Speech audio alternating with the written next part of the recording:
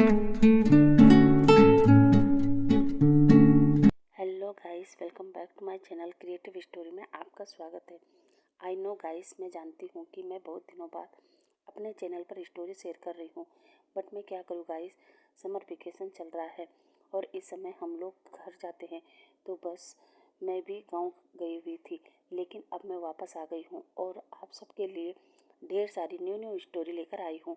तो चलिए आज की स्टोरी शेयर करती हूँ, जो कि एक वन शॉट होने वाली है। तो चलिए स्टोरी को स्टार्ट करते हैं। तो हमारी कहानी की शुरुआत होती है कॉलेज में बने एक लग्जरी रूम से, जहां हमारे दोनों मेन लीड विंग और वांगजी लव मेकिंग कर रहे थे और इंटीमेट हो रहे थे। और जैसे ही उनका वो कार्यक्रम खत्म होता है, तब वांगजी विंग के पास से उठता है और अपने कपड़े पहनने लगता है। और ये देखते ही विंग एकदम से वांगजी का हाथ पकड़ता है और वांगजी से पूछता है कि तुम कहाँ जा रहे हो। तभी वांगजी कहता है, मैं घर जा रहा हूँ। वैसे भी अब सब लोग घर जा चुके हैं। विंग कहता है, ओह रुको, मैं भी चलता हूँ। ये कहकर विंग भी बेड से उठता है और अपने कपड़े पहनने लगता है। तभी वांगजी विंग से कहता है, विंग आज तुम घर टैक्सी से चले जाना। विंग पूछता है, क्यों, क्या आज तुम मुझे घर ड्रॉप नहीं करोगे। वांगजी कहता है, नहीं, दरअसल मुझे कहीं और जाना है। विंग पूछता है, कहाँ। तभी वांगजी गुस्से में कहता है, विंग मुझे हर चीज़ तुम्हें बताने की ज़रूरत नहीं है, समझे ना। विंग कहता है, आई एम सो सॉरी वांगजी, मेरा वो मतलब नहीं था, मैं तो बस ऐसे ही पूछ रहा था। तभी वांगजी कहता है, चलो मैं चलता हूँ, तुम निकल जाना। तभी विंग कहता है, रुको वांगजी एक मिनट। वांगजी कहता है, विंग कहता है, वांगजी हम शादी कब करेंगे। तभी वांगजी शॉक होकर कहता है, व्हाट, शादी। विंग कहता है, हाँ वांगजी, क्या तुम मुझसे शादी नहीं करोगे। वांगजी कहता है, विंग तुमसे किसने कहा कि मैं तुमसे शादी करूँगा। ये सुनते ही विंग एकदम शॉक, और वो शॉकिंग वे में वांगजी का हाथ पकड़कर कहता है, तुम्हारा क्या मतलब कि तुम मुझसे शादी नहीं करोगे, क्या तुम मुझसे प्यार नहीं करते। वांगजी कहता है, प्यार करता हूँ, बट इसका ये तो मतलब तो नहीं ना कि मैं तुमसे शादी करूँ। तभी विंग कहता है, वांगजी ये तुम क्या कह रहे हो, इतना कुछ होने के बाद तुम कह रहे हो कि हम शादी नहीं करेंगे। तभी वांगजी कहता है, ओ विंग, ये सब तो आज के ज़माने की नॉर्मल है, और वैसे भी मैं इतना रिच हूँ कि हर कोई मुझे पाना चाहता है। तुम तो अपनी खुशनसीबी समझो कि इतने लोगों में मैंने तुम्हें चांस दिया अपने करीब आने का, और वैसे भी ये सब तो मैं पैसे से भी खरीद सकता था, बट मैं तुमसे प्यार करता हूँ, इसलिए मैंने तुम्हारे साथ किया। अब ये शादी वादी, आई एम सो सॉरी, पर ये मुझसे नहीं हो पाएगा। तभी विंग कहता है, प्लीज़ वांगजी मुझे एक बात क्लियर करो, क्या सच में तुम मुझसे मैरिज नहीं करोगे। वांगजी कहता है, हाँ विंग, मैं तुमसे क्या, मैं किसी से भी मैरिज नहीं करना चाहता, फिलहाल अभी तो नहीं, तो हाँ बाद में मन बदल जाएगा, तो मैं कह नहीं सकता। ये कहकर वांगजी विंग से कहता है, तो ओके विंग, मैं चलता हूँ। ये कहकर वो बाहर निकल जाता है। दूसरी तरफ विंग अभी भी ये सोच रहा था कि ये सब क्या था। वांगजी उससे मैरिज नहीं करना चाहता, तो उसने मेरे साथ ये सब क्यों किया, वाई, क्यों। तभी हम देखते हैं कि विंग इसी सोच में बैठा था कि तभी विंग इमेजिन करता है कि उसके सामने दूसरा विंग्स खड़ा है, जो विंग से कह रहा था, क्या सोच रहे हो, मैं तुम्हारा शोल हूँ, और हाँ मैं जानता हूँ कि तुम क्या सोच रहे हैं। मगर विंग, इसमें वांगजी की कोई गलती नहीं, तुम तो वांगजी को अच्छे से जानते थे ना कि वांगजी एक नंबर का प्ले बॉय है, फिर भी तुमने उससे प्यार करने की गलती की, और तो और उसके साथ नाइट भी स्पेंड कर ली। तुमने क्या सोचा था कि तुम उसके साथ इंटीमेट होगे तो क्या वो तुम्हारे साथ शादी कर लेगा। तभी विंग कहता है, हाँ सोचा तो मैंने यही था, क्योंकि वांगजी मुझसे प्यार करता है, और ये बात उसने कई बार मुझसे कहा था कि वो मुझसे सच में प्यार करता है। तभी विंग की अंतरात्मा विंग पर हंसते हुए कहती है, प्यार, वो भी वांगजी जैसा पर्सन। विंग तुम किसे बेवकूफ़ बना रहे हो, मुझे या खुद को। क्या तुम वांगजी के बारे में नहीं जानते हो। और इस कॉलेज में आने के बाद न्यू सेंसेशन चेन वेनिंग, यहाँ तक कि तुम्हारे खुद के ब्रदर चेन ने तुम्हें वार्न किया था कि विंग तुम इस कॉलेज में सब कुछ करना, मगर लैन वांगजी से प्यार मत करना, क्योंकि वो एक नंबर का प्ले बॉय है। लोगों की ज़िंदगी से खेलना, उनके विश्वास से खेलना तो उसका पेशा है। फिर भी तुमने उस पर आंख बूंद कर भरोसा किया, और आज देखो तुमने उसके साथ वो कर दिया जो शायद तुम्हें नहीं करना चाहिए था। वैसे भी अब तुम क्या करोगे, तुमने इतनी बड़ी गलती कर दी कि तुम्हें पछताना न पड़े। तभी विंग कहता है, नहीं मैं नहीं पछताऊंगा, मैं अपने किए गए इस काम पर कभी भी रिग्रेट नहीं करूंगा, बल्कि वांगजी को मजबूर कर दूंगा कि वो मुझसे शादी कर ले। तभी विंग की अंतरात्मा कहती है, अच्छा तो क्या अब तुम वांगजी को फोर्स करोगे। तभी विंग कहता है नहीं, मैं उसे फोर्स नहीं करूँगा, बल्कि कुछ ऐसा करूँगा कि वो मेरे सिवा ना ही किसी को देखे और ना ही किसी के बारे में सोचे। तभी विंग की अंतरात्मा कहती है अच्छा, ऐसा क्या करोगे तुम? तभी विंग कहता है पता नहीं, लेकिन कुछ तो ऐसा करूँगा कि वांग जी सोते जागते उठते बैठते केवल मुझे ही याद करे। तभी विंग की अंतरात्मा कहती है ओके, देखते हैं आखिर तुम क्या करते हो। ये कहकर विंग भी अपनी जगह से उठता है और वो कॉलेज से बाहर निकल जाता है। और फिर विंग अपने लिए टैक्सी लेता है और सीधे पहुंचता है जियान मैंसन। जहां पहुंचते ही हम देखते हैं कि जैसे ही विंग घर में इंटर होता है तभी एक आवाज़ आती है, कहाँ थे तुम, इतना लेट क्यों हो गया? ये आवाज़ सुनते ही विंग थोड़ा घबरा जाता है और एकदम से घबराते हुए कहता है मॉम, वो मैं फ्रेंड के साथ ग्रुप स्टडी कर रहा था। तभी सामने खड़ी पर्सन विंग से कहती है इट्स ओके, अब जाओ फ्रेश हो जाओ और जल्दी से डिनर कर लो। विंग घबराते हुए कहता है जी मॉम, मैं अभी आया। यह कहकर विंग जल्दी से अपने कमरे में भागता है और फिर एक रिलैक्सिंग ब्रीथ लेता है और फिर वॉशरूम में जाता है, जहाँ जाते ही वो शावर ऑन करता है और उसके नीचे खड़े होकर वांग जी की बातों को सोचने लगता है। जो सोचते हुए विंग को अपने ऊपर जितना गुस्सा आ रहा था उससे ज़्यादा वांग जी पर भी, कि वो कैसे एकदम से शादी के लिए मना कर सकता है। खैर वो सभी चीज़ों के बारे में सोचकर बाहर आता है और फिर अपने कपड़े पहनता है और नीचे हॉल में आता है, जहाँ विंग के फैमिली मेंबर सभी डिनर टेबल पर बैठे थे और अपना डिनर एंजॉय कर रहे थे। वहीं विंग वो अपनी प्लेट में खाना लेता है और चुपचाप नज़र झुकाए डिनर करने लगता है। लेकिन तभी विंग की step mom madam you wing और चैन से पूछती है कॉलेज खत्म होने के बाद तुम लोगों को कंपनी ज्वाइन करनी होगी। जो सुनते ही जियान चैन कहता है व्हाट मॉम, ये आप क्या कह रही है? कॉलेज खत्म होते ही ऑफिस ज्वाइन करना होगा? मैडम यू कहती है हाँ, और अगर ऑफिस ज्वाइन नहीं करना है तो इट्स ओके, हम तुम्हारी शादी कर देंगे। क्यों फेमियान, ठीक है, ठीक कह रही हूँ ना मैं? तभी फेमियान अपनी चॉपस्टिक रखकर कहता है हाँ यू, क्यों नहीं?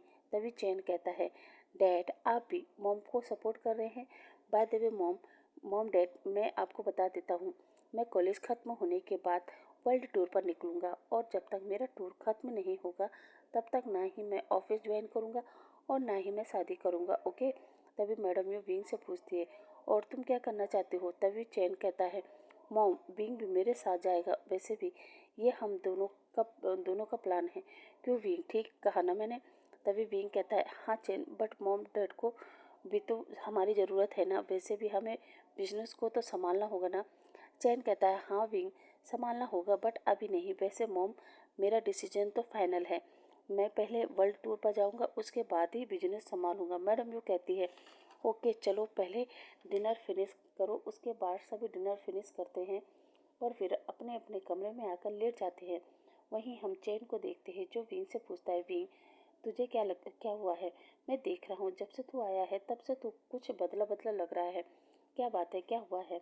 वहीं जैसे ही चैन ने ये पूछा विंग को लगा वो चैन को सब कुछ बता दे, लेकिन फिर सोचता है ये सुनने के बाद चैन कैसा रिएक्ट करेगा, कहीं वो घर वालों को ना बता दे। यही सोचते हुए विंग कहता है कुछ नहीं यार, बस थोड़ा सा थक गया हूँ, मुझे बहुत नींद आ रही है, चल मैं सोने जा रहा हूँ, गुड नाइट। ये कहकर विंग बेड पर जाता है और साइड लैंप को बंद करके आंखें बंद कर लेता है। वही चैन भी अपने बेड पर जाता है और वो भी अपनी आंखें बंद करता है और सो जाता है। अब नेक्स्ट मॉर्निंग विंग फिर से अपना रेडी वगैरह होकर कॉलेज पहुंचता है और सोचता है आज वो फिर से वांग जी से बात करेगा, उसे समझाएगा, मनाएगा कि वो दोनों शादी कर लेते हैं। मगर उसका कोई फ़ायदा नहीं होता, क्योंकि जैसे ही विंग कॉलेज पहुंचता है तो वो देखता है कि वांग जी आज किसी और ओमेगा के साथ घूम रहा था और उससे फ्लर्ट कर रहा था।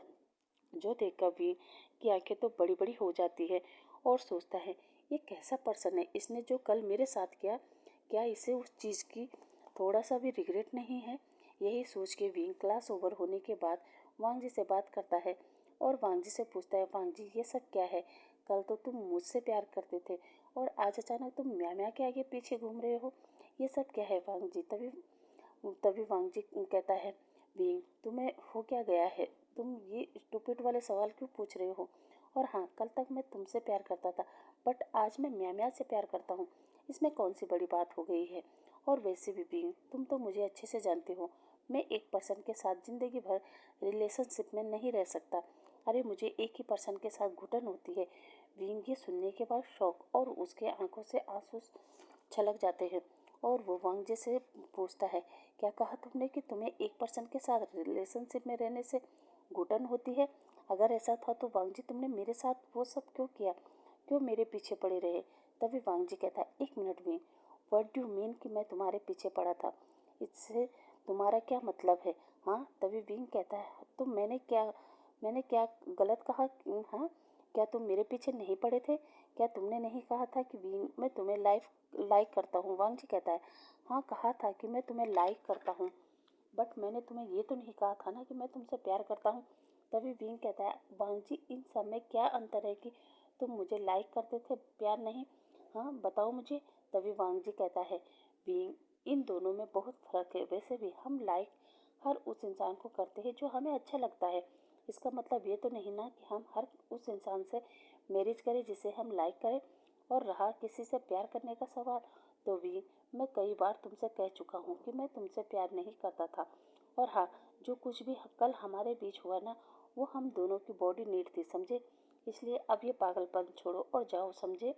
ये कहकर वांगजी खुद ही वहाँ से निकल जाता है। इधर विंग वो रोने लगता है क्योंकि उसे समझ ही नहीं आ रहा था कि वो क्या करे।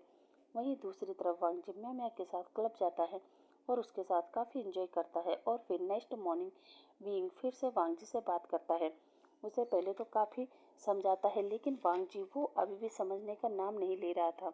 और अब विंग समझ गया था कि वांगजी को समझाना नामुमकिन है, इसलिए न चाहते हुए भी विंग पीछे हट जाता है। और अब विंग कॉलेज जाता है, अपनी पढ़ाई पर ध्यान देता है और वांगजी को फुल्ली इग्नोर करता है। वहीं वांगजी भी म्या के साथ काफ़ी हैप्पी थी, लेकिन जैसे ही उसके ब्रेकअप को 2 महीने हुए तभी हम देखते हैं एक दिन अचानक मॉर्निंग में विंग को वोमिटिंग होने लगी। वो अचानक वॉशरूम में भागता है और वोमिटिंग करने लगता है। और जैसे ही विंग थोड़ा शांत हुआ, वो समझ चुका था कि उसे वोमिटिंग क्यों हुई। इसलिए जब वो कॉलेज गया तो उससे पहले वो मेडिकल स्टोर जाता है और वहाँ से प्रेगनेंसी किट लेता है। और कॉलेज जाते ही वो टेस्ट करता है तो रिजल्ट वही था जो विंग सोच रहा था। मेरा मतलब रिजल्ट पॉजिटिव आया था और इसका मतलब ये था कि विंग प्रेग्नेंट था। और जैसे ही उसे ये बात समझ आई, वो वांगजी के पास जाने वाला था, उसे बताने वाला था कि मैं प्रेग्नेंट हूँ। बट ये सोच के विंग रुक जाता है कि वांगजी को तो फर्क ही नहीं पड़ने वाला कि मैं प्रेग्नेंट हूँ या नहीं। वैसे भी मैंने पिछले 2 महीने से वांगजी से कोई बात नहीं की है और फिर मुझे नहीं लगता कि ये जानने के बाद कि मैं प्रेग्नेंट हूँ इससे वांगजी पर कोई असर होगा। इसलिए विंग वांगजी को कुछ नहीं बताता और चुपचाप रहता है। वही कुछ दिनों बाद हम कॉलेज में देखते हैं कि एक नए ट्रांसफर स्टूडेंट की एंट्री होती है और ये स्टूडेंट वांगजी की तरह हैंडसम था। उसके आते ही कॉलेज के गर्ल्स बॉय सभी उसको अप्रोच करने की कोशिश करने लगे, बट वो स्टूडेंट वांगजी से काफ़ी अलग था। वो बहुत ही समझदार और सुलझा हुआ पर्सन था और ये पर्सन कोई और नहीं बल्कि शुयान था। और शुयान के डैड भी चाइना के टॉप 5 बिजनेसमैन में आते हैं और शुयान भी चाइना के रिचेस्ट फैमिली से बिलोंग करता था। बट शुयान बहुत ही नॉर्मल था, उसमें अमीरी जैसी कोई लक्षण नहीं थे, बल्कि वो आते ही सबसे घुलने मिलने की कोशिश करता है। और कुछ ही देर में वो विंग के फ्रेंड्स न्यू सेंस शिनचैन बेनिंग इन सब से बहुत ही अच्छी फ्रेंडशिप कर लेता है। साथ ही विंग भी शुयान को अच्छे से ट्रीट करता है। और वहीं जब शुयान विंग से मिलता है तो हम देखते हैं कि कहीं ना कहीं शुयान विंग को पसंद करने लगा, क्योंकि हमारा विंग था कि काफ़ी ब्यूटीफुल। अब पूरा दिन शुयान और विंग साथ में रहते, हंसते हैं, बातें करते हैं। और आज 2 महीने बाद वांग जी विंग को देखता है। पहले तो वांग जी विंग को इग्नोर करता है, बट क्लास ओवर होने के बाद जब वांग जी देखता है कि शुयान कॉलेज के बाहर किसी का इंतजार कर रहा है, तो एक बार वांग जी सोचता है कि वो भी शुयान के पास जाए और उससे फ्रेंडशिप करे। बट तभी वांग जी देखता है कि विंग कॉलेज से बाहर आ चुका था और विंग के आते ही शुयान विंग को रोकता है और उसे घर ड्रॉप करने को पूछता है। वहीं विंग पहले तो मना करता है, बट शुयान के इंसिस्ट करने पर मान जाता है और शुयान विंग को अपनी कार में बिठाता है और वांग जी के सामने से ही वो दोनों निकल जाते हैं। वही ये सब देखकर वांग जी को एक पल के लिए बुरा तो लगता है, मगर तभी वांग जी की गर्लफ्रेंड वांग जी को आवाज़ देते हुए कहती है, वांग जी क्या हम चले? वही म्या म्या की आवाज़ सुनकर वांग जी पीछे पलटता है और म्या म्या को देखकर कहता है, चलो। उसके बाद वांग जी भी अपनी कार में बैठता है और म्या म्या को लेकर जाने लगता है। तभी म्या म्या वांग जी से कहती है, वांग जी क्या हम क्लब चले? वांग जी जो ये सोच रहा था कि विंग उसे इग्नोर कैसे कर सकता है और वो किसी और के साथ कैसे जा सकता है, वहीं उसे एहसास ही नहीं होता कि अभी अभी म्या म्या ने उसे क्या कहा। वहीं म्या म्या को भी जब वांग जी का जवाब नहीं मिलता तो वो वांग जी की तरफ देखती है और वांग जी को आवाज़ देते हुए पूछती है, वांग जी तुमने जवाब नहीं दिया? मगर वांग जी अभी भी विंग के ही ख्यालों में था, जो देखकर म्या म्या जोर से कहती है, वांग जी क्या हुआ, तुम कहाँ खोए हुए हो? और अब वांग जी म्या म्या की आवाज़ सुनता है और विंग के ख्यालों से बाहर आकर म्या म्या से पूछता है, तुमने कुछ कहा? ये सुनते ही म्या म्या पहले तो शॉक होती है और वांग जी से पूछती है, वांग जी तुम ठीक तो हो ना? तुम्हारी तबीयत ठीक तो है ना? वांग जी कहता है, हाँ क्यों? म्या म्या कहती है, नहीं मुझे लगा मुझे लगा। वांग जी कहता है, ऐसा कुछ नहीं है, बस सिर में थोड़ा पेन है। म्या म्या कहती है, ओह आई एम सॉरी, तो चलो साइड में गाड़ी रोको। वांग जी पूछता है, क्यों? म्या म्या कहती है, अरे वांग जी रोको तो सही। वांग जी कहता है, ओके, और वांग जी साइड में गाड़ी रोकता है। तभी म्या म्या कहती है, अब तुम मेरी सीट पर आओ और ड्राइविंग मैं करती हूँ। वांग जी कहता है, वॉट? तभी म्या म्या कहती है, अरे इसमें शौक होने वाली क्या बात है? वैसे भी बेबी, तुम्ही ने कहा ना कि मेरे सर में पेन हो रहा है, इसलिए तुम यहाँ मेरी सीट पर बैठकर आराम करो और मैं तुम्हें घर छोड़ देती हूँ। जिस पर वांग जी मना करता है, बट म्या म्या वांग जी की एक बात नहीं सुनती और ज़बरदस्ती वांग जी को अपनी सीट पर बिठा देती है और खुद वांग जी की सीट पर बैठकर ड्राइव करने लगती है और कुछ ही देर में वांग जी को लेकर लैन मैंसन पहुंच जाती है और फिर वांग जी से कहती है, लो हम आ गए हैं, अब चलो तुम जाओ और आराम करो, ओके? वांग जी कहता हूँ। उसके बाद वांग जी जैसे ही गाड़ी से उतरने वाला था, तभी वो अपने ड्राइवर को कॉल करता है और उससे कहता है कि जल्दी बाहर आओ। ड्राइवर दौड़कर बाहर आता है और वांग जी के सामने हाथ बांधकर कहता है, जी मास्टर। तभी वांग जी अपने ड्राइवर से कहता है, सुनो तुम मैडम को घर छोड़ दो। वो ड्राइवर कहता है, ओके मास्टर। और अब वांग जी म्या म्या को बाय कहता है और अपने मेंशन में आ जाता है। वहीं दूसरी तरफ ड्राइवर म्या म्या से कहता है, चलिए मैम मैं आपको घर छोड़ देता हूँ। जो सुनते ही म्या म्या कहते हैं, और फिर वांग जी की गाड़ी में बैठकर सोचने लगती, अरे यार ये क्या हो गया, मेरा तो वांग जी के साथ हुकअप करने का मन था, मगर वो तो है ही नहीं, तो अब मैं क्या करूँ? तभी म्या म्या का शैतानी दिमाग सोचता है, अरे वांग जी नहीं, ये तो क्या हुआ? वैसे भी इस सिटी में बहुत सारे हैंडसम अल्फा है। यही सोच के वो ड्राइवर से कहती है कि मुझे ब्लू मून होटल छोड़ दो। ड्राइवर ओके मैम कहता है और उसे ब्लू मून होटल छोड़ देता है और अब म्या म्या ड्राइवर को थैंक यू बोल के वहाँ से भेज देती है और खुद उस होटल में आ जाती है और फिर उस होटल के क्लब वाले एरिया में चली जाती है और बार टेंडर के पास जाकर अपने लिए एक स्ट्रॉन्ग ड्रिंक बनवाती है। बारटेंडर भी म्या म्या के कहे अनुसार म्या म्या के लिए एक स्ट्रॉन्ग ड्रिंक बना देता है और उसे दे देता है। म्या म्या उस ड्रिंक को हाथ में लेती है और फिर उस गिलास से एक सिप लेने के बाद अपनी नज़र चारों तरफ घुमाने लगती है ताकि वो आज रात के लिए किसी के साथ हुकअप कर सके। और तभी उसकी नज़र श्रेयान पर पड़ती है, जो कि वहाँ क्लब में बैठकर किसी का इंतजार कर रहा था।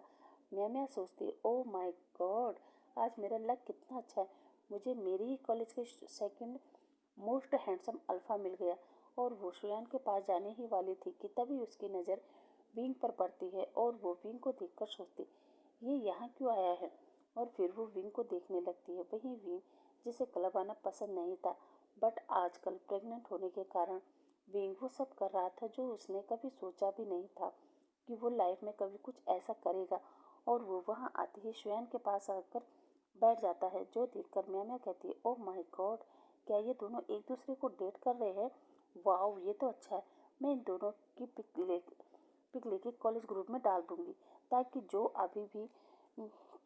जो ये सोचते हैं ना कि विंग और वांग जी एक दूसरे से प्यार करते थे, ये पिक देखने के बाद उन सबकी गलतफहमी दूर हो जाएगी।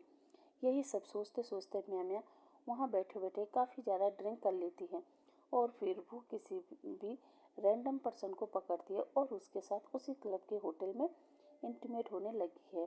अब नेक्स्ट मॉर्निंग म्या म्या की आँख खुलती है तो वो खुद को किसी और के साथ बेड पर पाती है, जो देखते ही म्या म्या अपना सर पकड़ लेती है, क्योंकि वो अच्छे से जानती थी कि अगर वांग जी को ये सब पता चलेगा तो वो मुझसे ब्रेकअप कर लेगा और वांग जी जैसे रिच पर्सन को अपने हाथों से छोड़ देना मैं अफोर्ड नहीं कर सकती।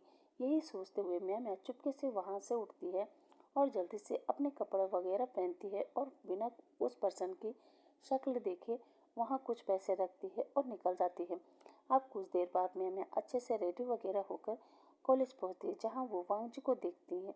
देखते हुए कहती है, बेबी अब तबीयत कैसी है? तभी वांगजी कहता है, मुझे क्या हुआ था? जो सुनते ही म्या कहती है, आई मीन तुम्हारा सर दर्द। वांगजी कहता है, ओह वो ठीक है। वैसे तुम बताओ कल तुम कहाँ थी? म्या कहती है, अरे वो कल मैं थक गई थी ना, तो मैं घर जाकर सो गई थी। वांगजी कहता है, are you sure? Are you sure ना तुम सो गई थी? वांगजी मैं घबराते हुए, हाँ हाँ बेबी मैं सो गई थी। वांगजी कहता है, ओके चलो क्लास में चलते हैं। ये कहकर जैसे ही वो लोग क्लास में आते हैं तो देखते हैं शुयान आज विंग के पास ही बैठा था और वो दोनों आपस में हंस बोल भी रहे थे।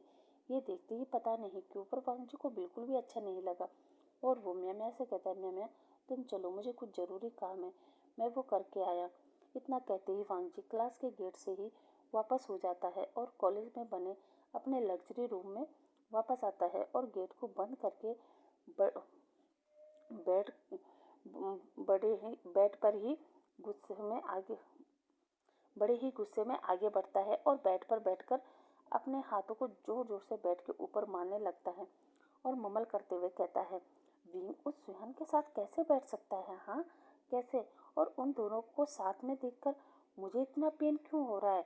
वाई? मैं तो विंग से प्यार भी नहीं करता, फिर क्यों उसे किसी और के साथ देखकर मुझे अच्छा नहीं लग रहा है? क्यों? और वो घंटों उसी रूम में बैठकर विंग के साथ बिताए उन पलों को याद करने लगता है, जहाँ वांगजी याद करता है कि जब विंग फर्स्ट टाइम कॉलेज में आया था तो उसे देखते ही सबकी सांसें थम गई थी, क्योंकि हमारा विंग बहुत ही ज़्यादा ब्यूटीफुल लग रहा था। और तभी वांगजी, जो कि कॉलेज में सबसे बड़ा प्ले बॉय था, उसकी नज़र जब विंग पर पड़ी तो वो विंग को देखते ही रह गया था। और उसी दिन कॉलेज ओवर होने के बाद वांगजी विंग के पास गया। वो उससे फ्रेंडशिप करना चाहता था, बट विंग, जिसे उसकी स्टेप मॉम हमेशा डरा धमका के रखती थी, क्योंकि विंग एक ओमेगा था और उसकी मॉम नहीं चाहती थी कि कोई विंग का फ़ायदा उठाए। हालांकि उसकी मॉम ने उसे कभी जताया नहीं था कि वो विंग से उतना ही प्यार करती जितनी कि वो अपने बच्चों से। दरअसल विंग की मॉम के जाने के बाद स्कूल में बच्चों ने विंग के माइंड में स्टेप मॉम के लिए काफ़ी सारे नेगेटिव थॉट भर दिए थे, जिसके कारण विंग कभी उसकी स्टेप मॉम से ज़्यादा अटैच नहीं हो पाया। हालांकि विंग के मॉम ने काफ़ी कोशिश की थी विंग के करीब जाने की, बट जब विंग उनके करीब नहीं आया तो उसकी मॉम ने उसे वैसे ही ट्रीट किया जैसा कि विंग चाहता था। वो बस अपनी स्टेप मॉम से हाँ ये फिल्म ना में ही बात करता था। फिर समय के साथ साथ उसकी स्टेप मॉम भी अपने काम में और अपने बच्चों में बिजी हो गई और कभी कभी दिन भर की थकान के कारण वो विंग पर चिल्ला जाती थी, जो देखकर विंग और घबराने लगा और वो अपनी स्टेप मॉम से और दूर होता गया। खैर फिर समय के साथ साथ उसके रिश्ते में परिवर्तन होने लगा। वो धीरे धीरे अपनी स्टेप मॉम से अटैच होने लगा, मगर इतना भी अटैच नहीं था कि वो अपनी माँ से खुलकर बात कर सके। और फिर जब विंग कॉलेज में आया था तब वो थोड़ा डरा सहमा रहता था और इसलिए वांग जी को विंग काफ़ी अच्छा लगता था और वो विंग से फ्रेंडशिप करने की कोशिश करने लगा। लेकिन पहले पहले विंग वांग जी को फुल इग्नोर करता था। वो अपने दोस्तों के साथ ही कंफर्टेबल था, लेकिन वहीं दूसरी तरफ एक प्लेबॉय होने के नाते और कॉलेज में सबसे रिच पर्सन होने के कारण वांगजी को ये बुरा लगता था कि विंग सबसे तो अच्छे से बात करता है बट मुझसे नहीं। इसलिए वांगजी विंग से और ज़्यादा अटैच होने लगा और फाइनली एक साल बाद वो दिन आया जब विंग ने वांगजी से बात की और उसके बीच दोस्ती हो गई और फिर वो एक दूसरे को पसंद करने लगे। लेकिन जहाँ वांगजी के लिए लाइक का मतलब एक दूसरे की बॉडी नीड पूरी करना था, वहीं विंग के लिए वांगजी को लाइक करना प्यार था। और फिर जब कभी विंग वांगजी से कहता कि वांगजी चलो शादी कर लेते, वही फिर वांगजी विंग को टालने लगा, लेकिन दोनों अभी भी साथ हैं। वांगजी विंग को क्लब चलने को पूछता तो विंग मना कर देता। यहाँ तक कि सबसे जब से विंग और वांगजी रिलेशनशिप में आए थे तब से विंग ने वांगजी की भी काफ़ी सारी बुरी आदतें छुड़वा दी थी। लेकिन फिर एक शाम वांगजी विंग को अपने लग्जरी रूम में ले गया, जहाँ जाते ही वांगजी विंग के करीब आने की कोशिश कर रहा था, बट विंग के लिए ये बहुत जल्दी था, इसलिए वो वांग जी को मना करके वहाँ से चला जाता है। और ये देखकर वांग जी को बहुत बुरा लगा कि हम इतने दिनों से साथ हैं, फिर भी विंग उसे करीब नहीं आने देता। और यही बात थी जो वांग जी को ट्रिगर कर चुकी थी, और उसने फैसला कर लिया था कि वो अब विंग के करीब जाएगा और उसके साथ वो सब करने के बाद उसे बता देगा कि वो ये रिश्ता आगे कंटिन्यू नहीं कर सकता। और इसी तरह एक हफ्ता निकल जाता है, और आज जब विंग कॉलेज आता है तो वांग जी विंग से बात करने के लिए उसे अपने उसी लग्जरी रूम में ले जाता है, जहाँ वांग जी विंग से कहता है कि विंग मैं ब्रेकअप चाहता हूँ। जो सुनते ही विंग शॉक, उसकी आंखों से आंसू गिरने लगते हैं, और वो वांग जी से पूछता है, वांग जी क्या हुआ, तुम तुम मुझसे ब्रेकअप क्यों करना चाहते हो? वांग जी कहता है, हाँ विंग, फिर मैं क्या करूँ, तुम ही बताओ। तुम मुझे पास आने नहीं देते, किसी और के पास जाने नहीं देते, तो मैं क्या करूँ, हाँ बताओ। और मेरी भी अपनी कुछ इच्छा है, मेरी अपनी बॉडी नीड है, तो बताओ मैं क्या करूँ। हाँ, और ये सुनते ही फर्स्ट टाइम विंग स्टैंड लेता है, और वो सामने से वांग जी की लिप्स को कैप्चर करता है और उसे किस करना स्टार्ट कर देता है। ये देखकर तो वांग जी भी शॉक, लेकिन फिर बाद में होश में आते ही वांग जी भी खुद को नहीं रोकता और वो विंग के साथ इंटीमेट होने लगता है, जहाँ स्कूल टाइम में ही वो दोनों पूरा दिन उस रूम में एक दूसरे के साथ अपनी बॉडी नीड फुलफिल कर रहे थे। और जब शाम को उनका वो कार्यक्रम खत्म होता है, तब विंग काफ़ी हैप्पी था, और वो वांग जी से कहता है, वांग जी चलो मैरिज कर लेते हैं। बट वांग जी जो विंग से प्यार तो करता था, बट अपनी आदत से मजबूर होने के कारण वो विंग के साथ ज़िंदगी भर के लिए बंद कर नहीं रहना चाहता था, इसलिए वो विंग को फिर टालते हुए कहता है कि शादी कर लेंगे, इतनी जल्दी क्या है। मगर विंग वांग जी से साफ साफ पूछता है कि क्या वो उससे शादी करना चाहता है या फिर नहीं। और वांग जी भी विंग को साफ साफ बता देता है कि वो प्यार तो करता है, बट वो शादी में विश्वास नहीं करता। ये सुनते ही विंग ने वांग जी से सच में ब्रेकअप कर लिया था, और आज वांग जी अपने उसी रूम में बैठे यही सब सोच रहा था, और अब उसे एहसास होता है कि वही गलत था, विंग गलत नहीं था। विंग तो उसे हमेशा से प्यार करता था, वही था जो विंग के प्यार को कभी समझ ही नहीं पाया, वही हमेशा से गलत था। क्योंकि वांग जी बचपन से ही अकेला था, उसे प्यार क्या है, प्यार कैसा होता है, ये समझाने वाला कोई नहीं था। क्योंकि जब वांग जी 15 साल का था, तब उसके मॉम डैड एक कार एक्सीडेंट में चल बसे थे, और तब से वांग जी के अंकल और उसके गगा ही उसकी लाइफ में थे। बट वांग जी का बड़ा भाई सीचे, जो कि 20 साल का था, वो अपने मॉम डैड के जाने के बाद काफ़ी टूट गया था।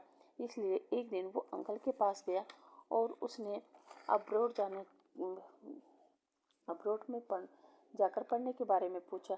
अंकल कुरेन ने भी उनकी उसकी बात मान ली, और उसके अच्छे फ्यूचर के लिए उसे अब्रोड भेज दिया। वहीं वांग जी को उन्होंने हॉस्टल भेज दिया, क्योंकि कुरेन भी जानता था कि वो वांग जी के रहते बिजनेस नहीं संभाल पाएगा। इसलिए अंकल कुरेन ने वांग जी को बोर्डिंग हाउस भेज दिया, और खुद चाइना के बीजिंग शहर में रहकर बिजनेस संभालने लगा। और फिर जैसे जैसे बिजनेस बढ़ा, फिर उन्होंने चाइना के बाहर भी अपने बिजनेस को बढ़ाने लगे। और अब अंकल कुरेन एक ही जगह नहीं रहते थे, बल्कि बिजनेस ट्रिप पर ही इधर उधर रहने लगे। और वहाँ बोर्डिंग हाउस में सीचेन तो कभी उसे मिलने नहीं आया, बट अंकल कुरेन जो शुरुआत में आते रहे, मगर फिर समय के साथ सब कुछ बदल गया। अब बसवांग जी के लिए महीने में पैसे आने लगे, वो उसकी सोच से भी ज़्यादा। चीज़ और इस चीज़ से वांग जी काफ़ी सैड होता था। धीरे धीरे वो क्लब जाने लगा, और वहाँ जाकर पहले तो ड्रिंक वगैरह करना सीखा, और फिर वांग जी ने देखा कि क्लब में किसी भी लड़की के ऊपर पैसे फेंको तो वो तुम्हारे साथ इंटीमेट भी हो जाएगी। और वांग जी यही सब करने लगा। वो एक साथ चार चार पाँच पाँच लड़कियों के साथ हैंग आउट करने लगा, और 22 साल की एज तक आते आते वांग जी बहुत बड़ा प्ले बॉय बन चुका था। और साथ ही उसने ये भी फैसला किया कि वो अब बोर्डिंग हाउस में नहीं रहेगा, बल्कि चाइना में ही अपने ही घर पर रहेगा। और वो बोर्डिंग हाउस छोड़कर चाइना शिफ्ट हो गया, यहाँ तक कि उसने अब्रॉड में पढ़ने के बजाय अपने ही कॉलेज गुसू यूनिवर्सिटी में पढ़ने लगा। और यही 1 साल बाद उसकी मुलाकात विंग से हुई थी, और विंग की ब्यूटी देखकर वांग जी पूरी तरह ऑब्जेक्ट्स ऑब्सेस हो गया था। खैर, ये दोनों का ये दोनों का इंट्रो था। अब कहानी पर आते हैं, जहाँ ये सोच के कि विंग की गलती नहीं थी बल्कि उसी की गलती थी, इतना समझने के बाद अब वांगजी को विंग पर कोई नाराज़गी नहीं थी, बल्कि वो ये सोच रहा था कि शायद जो प्यार मैं विंग को नहीं दे पाया वो प्यार स्वयं उसे दे दे। और यही सोचते हुए वो वापस क्लास में आता है और फिर एक नज़र विंग को देखता है और अपनी क्लास अटेंड करने लगता है। वहीं दूसरी तरफ विंग और शुयान की काफ़ी गहरी दोस्ती हो गई थी और फिर शुयान फैसला करता है कि वो विंग को प्रपोज करेगा। और नेक्स्ट डे ही वो कॉलेज में आते ही विंग के सभी फ्रेंड को इकट्ठा करता है और उन सबके सामने विंग को लेकर अपनी फीलिंग बता देता है कि वो विंग से प्यार करता है और वो विंग को प्रपोज करना चाहता है। तो क्या तुम लोग मेरा साथ दोगे? सभी फ्रेंड ये जानने के बाद बेहद हैप्पी होते हैं कि शुयान विंग को लाइक करता है, इसलिए सभी फ्रेंड शुयान का साथ देने के लिए मान जाते हैं, शिवाय शैव चिनचैन के, क्योंकि वो खुद शुयान को पसंद करता था बट उसमें हिम्मत नहीं थी कि वो शुयान को इस बारे में बता सके। खैर बाकी लोग शुयान के लिए जगह डिसाइड करने लगते हैं कि ताकि उस जगह पर उस लोकेशन पर शुयान विंग को प्रपोज कर सके, मगर विंग के किसी भी फ्रेंड को पता ही नहीं था कि विंग को कौन सी जगह पसंद है। इसलिए सब मिलकर ये डिसाइड करते हैं कि वो अच्छे से क्लब में ही विंग को प्रपोज करने के लिए एक छोटी सी पार्टी रखेंगे। यही सोचते हुए वो लोग नेक्स्ट डे ही एक बड़े से क्लब में विंग को प्रपोज करने की पार्टी रखते हैं, जहां वो क्लब के स्विमिंग पूल एरिया को बहुत ही अच्छे से डेकोरेट करते हैं। और फिर शाम को वो सभी लोग विंग से रिक्वेस्ट करते हैं कि वो उनके साथ क्लब चले। वहीं पहले तो विंग मना करता है बट फिर अपने फ्रेंडों फ्रेंडों के उतरे हुए चेहरे देखकर क्लब चलने को मान जाता है। उसके बाद विंग अच्छे से रेडी वगैरह होता है और वो अपने भाई जियान चैन के साथ क्लब पहुंचता है, जहां उसके दोस्त पहले से ही मौजूद थे। और विंग के आते ही वो लोग काफ़ी हैप्पी होते हैं, जो देखकर विंग कहता है, क्या बात है, तुम लोग इतना हैप्पी क्यों लग रहे हो? तभी न्यू सेन कहता है, अरे विंग, खुशी की बात तो है ही ना। तभी विंग कहता है, खुशी की बात? न्यू सेन कहता है, हाँ, दरअसल आज यहाँ कोई किसी को प्रपोज करने वाला है। विंग शौक होकर कहता है, क्या? कौन? तभी वेनिंग कहता है, हे बेचारा, प्यार का मारा। विंग पूछता है, कौन? तभी न्यू सेन कहता है, अरे विंग छोड़ ना, कुछ देर में पता चल ही जाएगा। खैर तो चल हमारे साथ में। और वो विंग को क्लब के स्विमिंग पूल एरिया में ले जाते हैं, जहाँ की डेकोरेशन देखकर विंग एकदम शौक था और मन में सोचता है, ये डेकोरेशन किसने करवाई होगी? वैसे जिसने भी करवाई है वो काफ़ी रिच है। तभी न्यूसेन वहाँ पर वेटर को लेकर आ जाता है और वेटर से कहता है, यहाँ पर सभी को ड्रिंक सर्व करो। उसके बाद वेटर वहाँ पर ड्रिंक रख कर चला जाता है और अब सभी ड्रिंक एंजॉय कर रहे थे कि तभी वहाँ पर लाइट ऑफ हो जाती है। ये देखकर विंग कहता है, ये लाइट को क्या हो गया? तभी एक फ्लैश लाइट ऑन होती है जो सीधे हमारे श्रेयान पर फोकस होती है। साथ ही उसने एक अच्छा सा सूट पहना था। साथ ही उसके हाथ में एक फ्लावर बुके था और वो चल कर उन लोगों के पास आता है और आते ही विंग के पास खड़ा हो जाता है और विंग से कहता है, विंग, मैं तुमसे कुछ कहना चाहता हूँ। विंग कहता है, हाँ कहो श्रेयान, क्या बात है? श्रेयान कहता है, विंग, वो क्या है ना, श्रेयान काफ़ी हिचकिचा रहा था। तभी उसके फ्रेंड श्रेयान से कहते, अरे यार, इतना क्यों घबरा रहे हो? जो कहना है कहो ना, साफ साफ कहो ना। तभी विंग भी कहता है, हाँ श्रेयान, साफ साफ बताओ तुम क्या कहना चाहते हो। तभी श्रेयान फ्लावर बुके विंग के सामने करके कहता है, विंग, आई लव यू, मैं तुमसे बहुत प्यार करता हूँ, आई लव यू।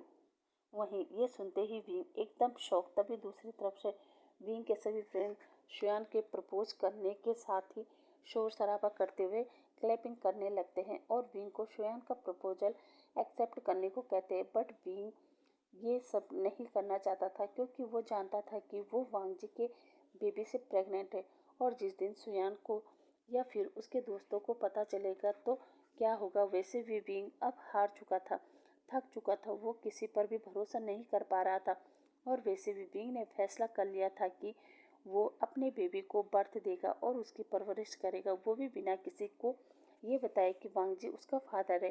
खैर विंग खैर विंग अपने ख्यालों से बाहर आता है और वो चारों तरफ देखता है, जहाँ उसके दोस्त अभी भी चिल्ला रहे थे कि विंग, यस बोल दो, सुयान के प्यार को एक्सेप्ट कर लो। मगर विंग उसके प्यार को एक्सेप्ट नहीं कर सकता था और इतने लोगों के सामने वो शुयान को बेइज्जत भी नहीं करना चाहता था। इसलिए विंग सोचता है कि फिलहाल अभी वो यस बोल देता है और बाद में वो शुयान को सब कुछ समझा देगा। यही सोचते ही विंग शुयान के हाथ से बुके ले लेता है और अपना सर झुका लेता है। ये देखकर शुयान को भी लगता है कि विंग ने उसका प्रपोजल एक्सेप्ट कर लिया है। वहीं विंग के फ्रेंड ये देखकर और भी ज़्यादा हैप्पी हो जाते हैं और वो लोग वहाँ मौज मस्ती करने लगे। वहीं उस स्विमिंग एरिया से दूर एक कोने में वांग जी ये सब नज़ारा देख रहा था और फिर सोचता है चलो ये अच्छा हुआ कि विंग भी मूव ऑन कर रहा है। खैर तभी म्या ड्रिंक का गिलास हाथ में लेकर वांग जी के पास आते हुए कहती है, बेबी तुम यहाँ क्या कर रहे हो? और तभी उसकी नज़र भी विंग और शुयान पर जाती है, जो देखते ही वो कहते ओ माय गॉड, ये क्या हो रहा है? क्या शुयान ने विंग को प्रपोज किया है? वाओ, वैसे ये सब कितना अच्छा है ना। बेबी तुम बताओ ना, तुम मुझे कब प्रपोज करोगे? और हाँ, मैं तुम्हें पहले ही बता देती हूँ, मुझे भी इसी तरह की प्रपोजल पार्टी चाहिए। Okay baby.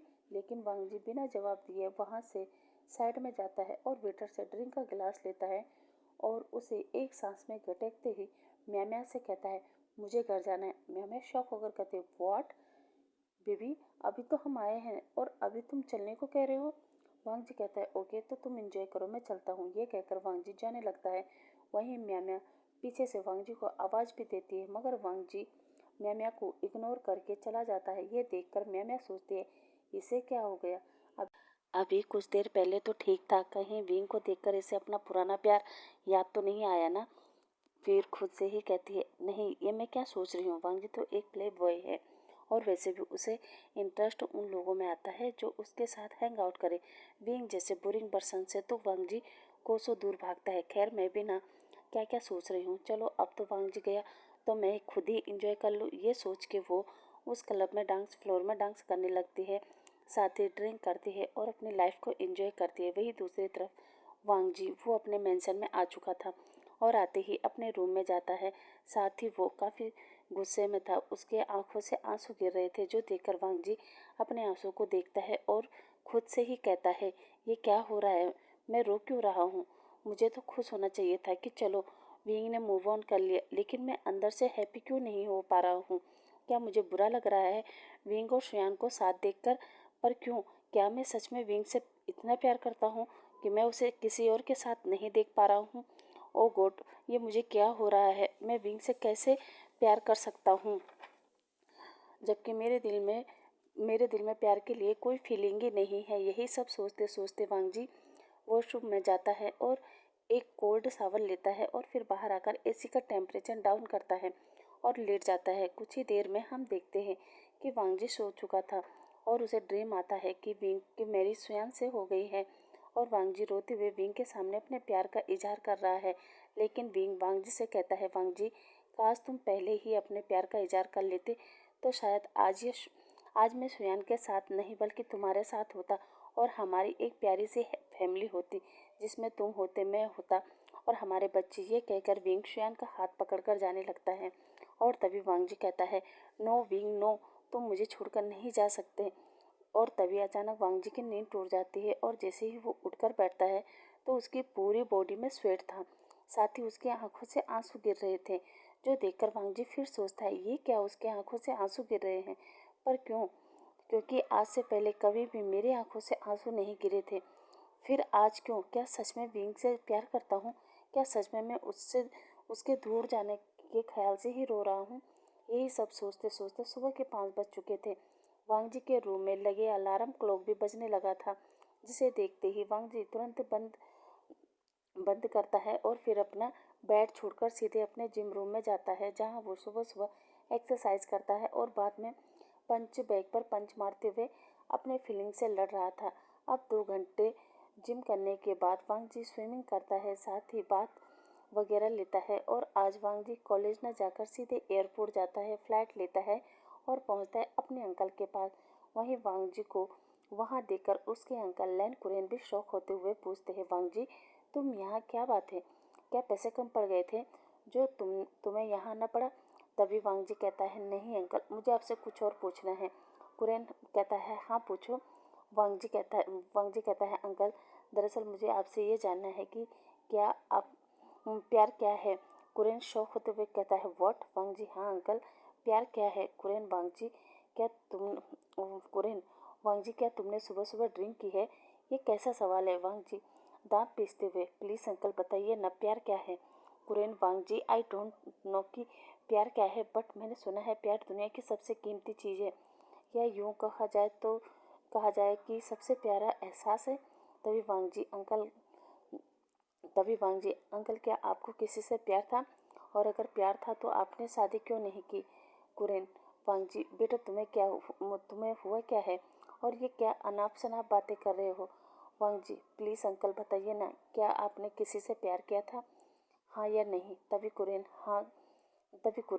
हाँ किया था। वांग जी तो आपने शादी क्यों नहीं की?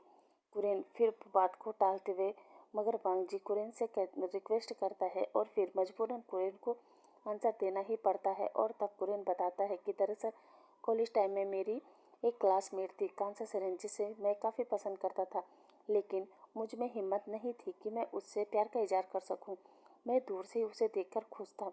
और फिर कॉलेज में एक न्यू बॉय की एंट्री हुई, वी चांद से। वो काफ़ी हैंडसम था, रिच था, और उसने कॉलेज ज्वाइन करने के बाद कुछ दिन बाद ही कांसा सेरेन से अपना लव कन्फेस कर दिया और दोनों एक दूसरे को डेट करने लगे। मगर मुझे इस बात की खबर तब तक नहीं थी, लेकिन जब तक मुझे एहसास हुआ कि मुझे एक बार तो उससे अपना लव कन्फेस करना चाहिए, तब तक बहुत देर हो चुकी थी। क्योंकि जब मैं उसके पास लव कन्फेस करने गया तब मुझे पता चला कि वो ऑलरेडी वीचांसे को डेट कर रही है। और तब उसने मुझसे एक बात कही थी कि हम अगर किसी को पसंद करते हैं तो हमें तुरंत बता देना चाहिए, ताकि उसे उसका जवाब उसी समय मिल जाए और उसे इंतज़ार न करना पड़े।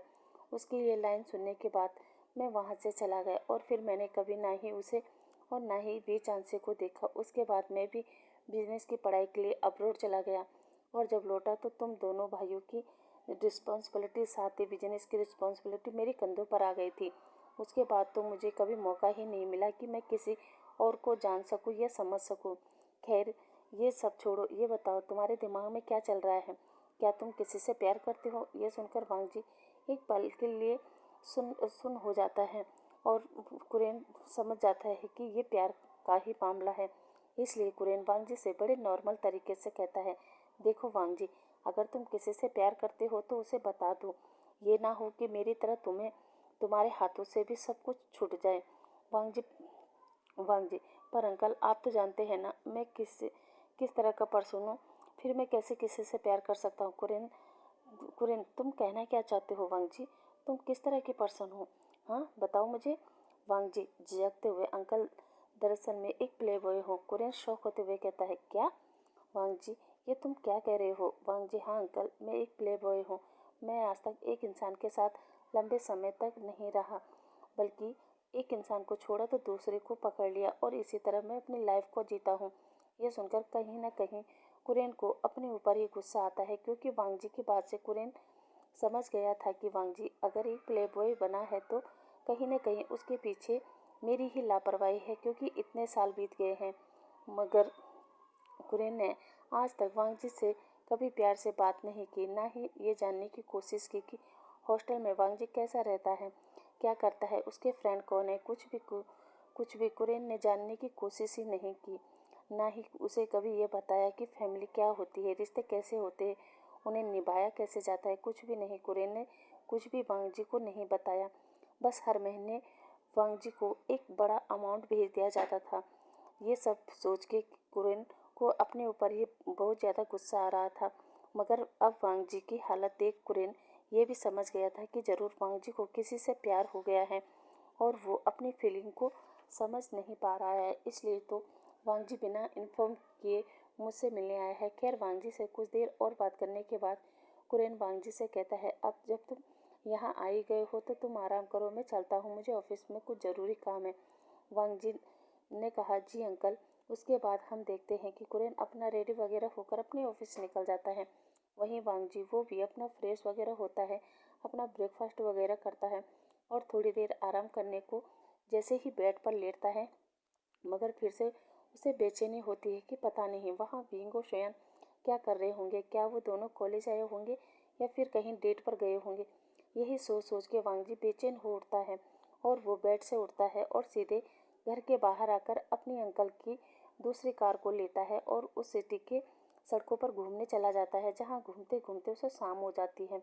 इसलिए वो उठता है और एक कॉफ़ी शॉप में जाता है, जहाँ वो अपने लिए एक कॉफ़ी ऑर्डर करता है और चेयर पर बैठ जाता है। तभी वांगजी की नज़र वहाँ बैठे बाकी लोगों पर जाती है, जो अपने अपने पार्टनर के साथ बैठे थे और अपनी उस लाइफ को अपने तरीके से एंजॉय कर रहे थे। जैसे कि कोई कपल सेल्फी ले रहा था, कोई एक दूसरे को अपना अपना डिजर्ट खिला रहा था और कोई तो एक दूसरे को हक कर रहे थे, किस कर रहे थे। वांगजी उन्हें देखकर कुछ सोचता है, उससे पहले ही वेटर वहाँ पर आता है और वांगजी को वांगजी की कॉफ़ी देता है। वांगजी भी अपनी कॉफ़ी को उठाता है और उस कॉफ़ी शॉप से बाहर निकलकर एक गार्डन में बैठ जाता है। वहाँ भी काफ़ी सारे यंग कपल, ओल्ड कपल अपने अपने पार्टनर के साथ हाथों में हाथ डालकर एंजॉय कर रहे थे। वांगजी वहीं गार्डन में बैठकर अपनी कॉफ़ी को पीने लगता है और उन सभी कपल को देखते हुए सोचता है कि क्या विंग भी मेरे साथ ऐसे ही एंजॉय करता जब वो मेरे साथ था, और एक मैं था जिसने कभी इन सब पर ध्यान ही नहीं दिया। और फिर वो इसी तरह काफ़ी सारी मेमोरी को याद करता है। वहीं दूसरी तरफ अंकल कुरेन, जो ये जानने के बाद कि उनका नेफ्यू एक प्ले बॉय बन गया है, साथ ही ये भी कि वांगजी इतना जानने के लिए कि प्यार क्या होता है वो चाइना से जापान आ गया है, इसका मतलब वांगजी जरूर किसी के साथ रिलेशनशिप में था। यही पता लगवाने के लिए कुरेन ने अपने सेक्रेटरी हान को बुलाया और हान से कहा, पता करो हान, पता करो वांगजी ने आज आज तक कितने लोगों के साथ रिलेशनशिप में रहा है, सबसे ज़्यादा लंबे समय तक किसके साथ रहा है। कहता है हान कहता है, ओके सर, मैं पता कर पाता हूँ। ये कहकर हान जाने लगता है, मगर तभी कुरेन हान को रोकते हुए कहता है कि उसे ये सब 1 घंटे के अंदर जानना है। हान फिर से कहता है, ओके सर, और ये कहते ही हान वहाँ से निकल जाता है और फिर करीब 1 घंटे बाद वापस आकर कुरेन को बताता है कि सर, मास्टर सच में एक प्ले बॉय है। उनका ज़्यादा लंबा रिलेशनशिप किसी के साथ नहीं था सिवाय एक पर्सन के। कुरेन कहता है, एक पर्सन के कौन है वो? हान कहता है, सर, ये कोई जियान विंग है जिसके साथ मास्टर का अफेयर था, वो भी करीब 1.5 साल तक। बट अब ये पर्सन किसी और के साथ है और अब मास्टर किसी जिन म्याम्या के साथ है। बट ये ओमेगा सही नहीं है। कुरेन कहता है, क्या मतलब कि ये सही नहीं है? हान कहता है, सर, क्योंकि ये ओमेगा गर्ल हमारे मास्टर को धोखा दे रही है। इस के ओमेगा गर्ल के मास्टर के साथ साथ बाकी लोगों के साथ भी अफेयर चल रहा है। कुरेन कहता है, ओ, और वो विंग, उसके बारे में और पता किया? हाँ जी सर, मैंने उसके बारे में पता किया और वो एक ओमेगा बॉय है। वो चाइना के बिजनेसमैन जियान फेमियान का बेटा है। वो काफ़ी सुलझा और समझदार बच्चा है। उसकी डेली रूटीन में भी ज़्यादा कुछ नहीं है। वो केवल घर से बाहर कॉलेज जाने के लिए ही निकलता है, बाकी के टाइम वो घर पर ही रहता है और ना ही वो क्लब जाता है और ना ही किसी पार्टी वगैरह में। लेकिन सर, पता चला है कि कुछ दिन पहले किसी अल्फा ने उन्हें प्रपोज किया है। कुरेन कहता है, वॉट? हाँ जी सर। कुरेन कहता है, ओके हाँ, चाइना जाने की तैयारी करो और हाँ, अब मैं कुछ साल चाइना में ही रहूँगा। हान कहता है, जी सर, और अब हम सीन शिफ्ट करके शाम का समय देखते हैं, जहाँ कुरेन ऑफिस से घर आता है और घर आते ही सर्वेंट से पूछता है कि वांग जी कहाँ हैं। सर्वेंट कुरेन को बताते हैं कि सर, वो मास्टर अपने कमरे में आराम कर रहे हैं। कुरेन कहता है, ओह। उसके बाद कुरेन अपना फ्रेश होता है और डिनर टेबल पर बैठते ही सर्वेंट से कहता है कि जाओ वांग जी को बुला लो।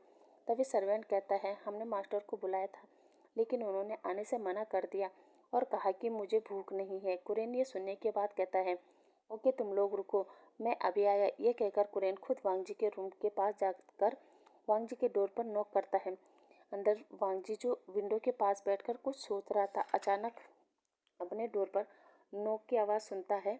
सुनकर घबरा जाता है। तभी वांग जी डोर के पास आकर डोर ओपन करता है और सामने अपने अंकल कुरेन को देखकर कहता है, अंकल आप? तभी कुरेन कहता है, हाँ वांग जी, मैं क्या कर रहे हो? वांग जी कहता है, कुछ नहीं अंकल, बस बैठा था। कुरेन कहता है, चलो नीचे डिनर लग गया है। वांग जी कहता है, सॉरी अंकल, पर मुझे भूख नहीं है। तभी कुरेन वांग जी से कुरेन कहता है, वांगजी मैं समझ सकता हूँ कि तुम इस समय किस उलझन में हो, लेकिन बेटा ऐसा मील स्किप करने से समस्या का समाधान नहीं होगा। वैसे तुम्हारे लिए एक गुड न्यूज है। वांगजी पूछता है, क्या गुड न्यूज अंकल?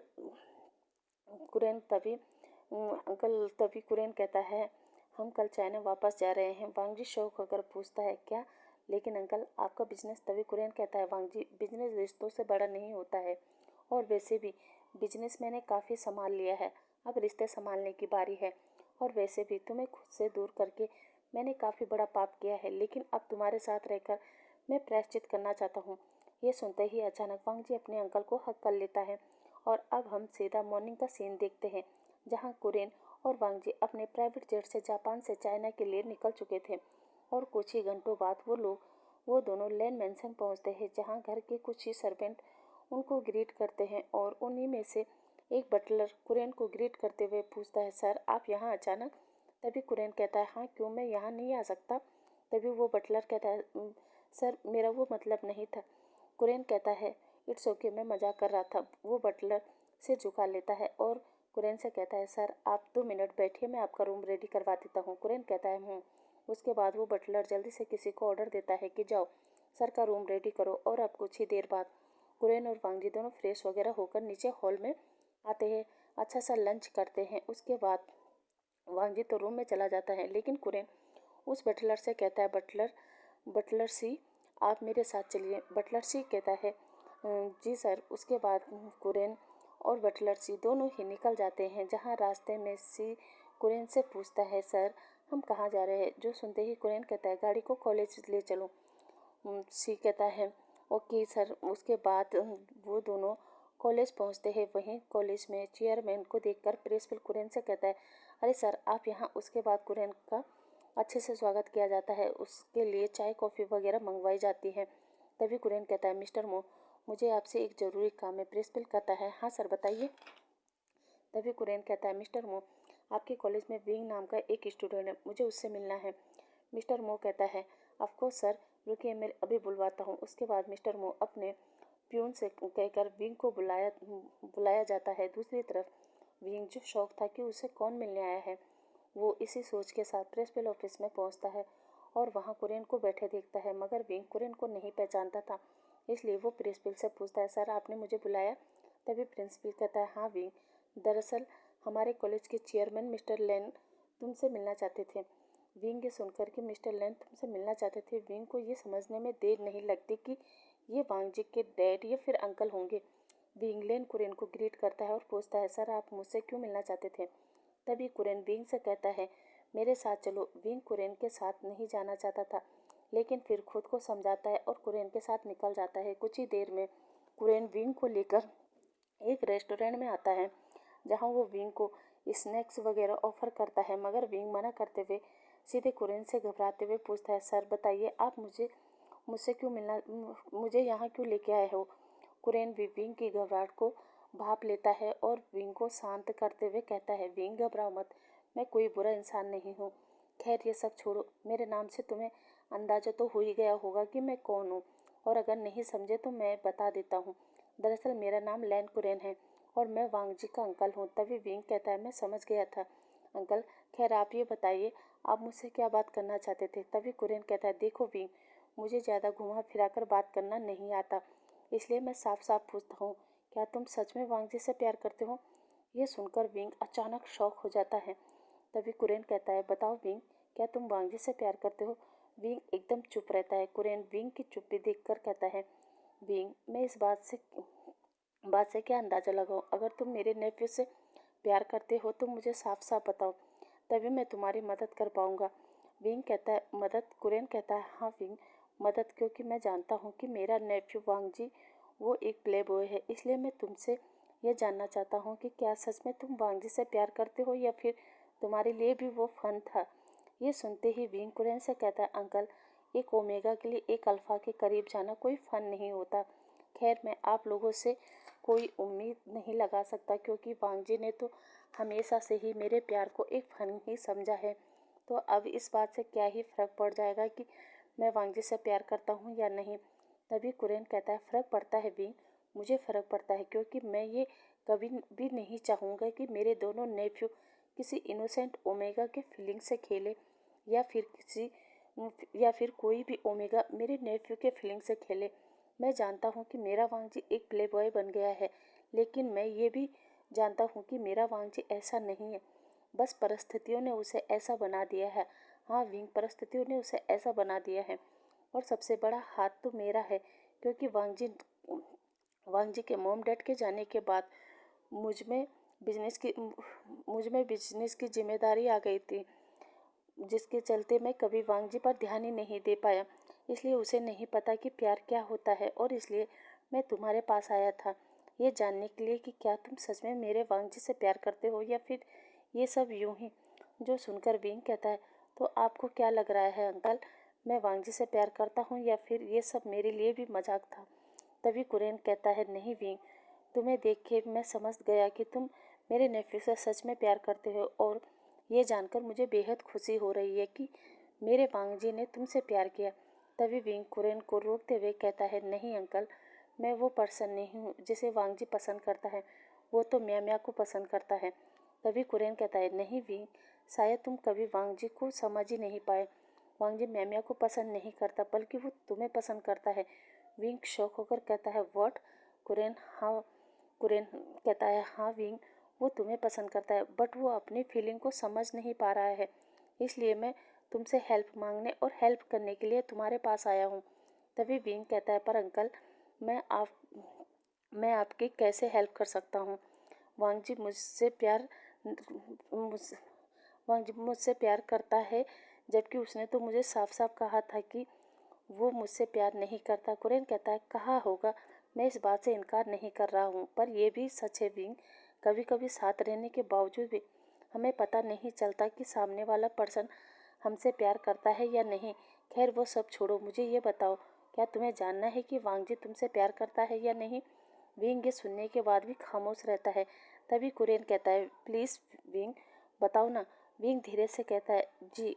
कुरेन कहता है, ओके, तो ठीक है, 2 दिन बाद तुम्हें ये पता चल जाएगा कि वांगजी तुमसे प्यार करता है। फिलहाल चलो चलते हैं। विंग हाँ में सिर हिलाता है, और वो दोनों उस रेस्टोरेंट से निकल जाते हैं जहाँ कुरेन ही विंग को घर ड्रॉप करता है, और फिर अपने बटलर से कहता है कि अब मुझे कंपनी ले चलो। बटलर कहता है, जी। उसके बाद कुरेन अपनी कंपनी पहुँचता है, और कंपनी के मैनेजर से कहता है, चाइना में जितने भी बिजनेसमैन हैं उन सब की एक लिस्ट बनाकर मुझे दो, और हाँ, 2 दिन बाद एक बड़ी सी पार्टी ऑर्गेनाइज करो। मैनेजर कहता है, जी बॉस। उसके बाद हम देखते हैं कुरेन वापस मेंशन में आता है, और अपने बड़े नेफ्यू सिचन को कॉल करके तुरंत चाइना बुलाता है। सिचन भी अंकल की बात मानकर चाइना आने के लिए मान जाता है। अब नेक्स्ट मॉर्निंग वांगजी अपने कॉलेज निकल जाता है, और कुरेन ऑफिस पहुंचकर सभी बिजनेसमैनों के साथ एक मीटिंग करता है। साथ ही सबको ये भी बताता है कि आप लोगों को शायद पता है या नहीं, पर मेरे 2 नेफ्यू हैं, और मुझे उनके लिए एक सूटेबल पार्टनर चाहिए। इसलिए कल मैंने अपने बड़े नेफ्यू के आने की खुशी में एक छोटी सी पार्टी रखी है। इसलिए मैं आप सभी को अपनी इस छोटी सी पार्टी में इनवाइट करता हूँ। साथ ही मैं चाहता हूँ कि आप सब अपने ओमेगा बच्चों को भी साथ लाएं, ताकि बच्चे आपस में एक दूसरे से घुल मिल जाए और अपने लिए पार्टनर चूज़ करें।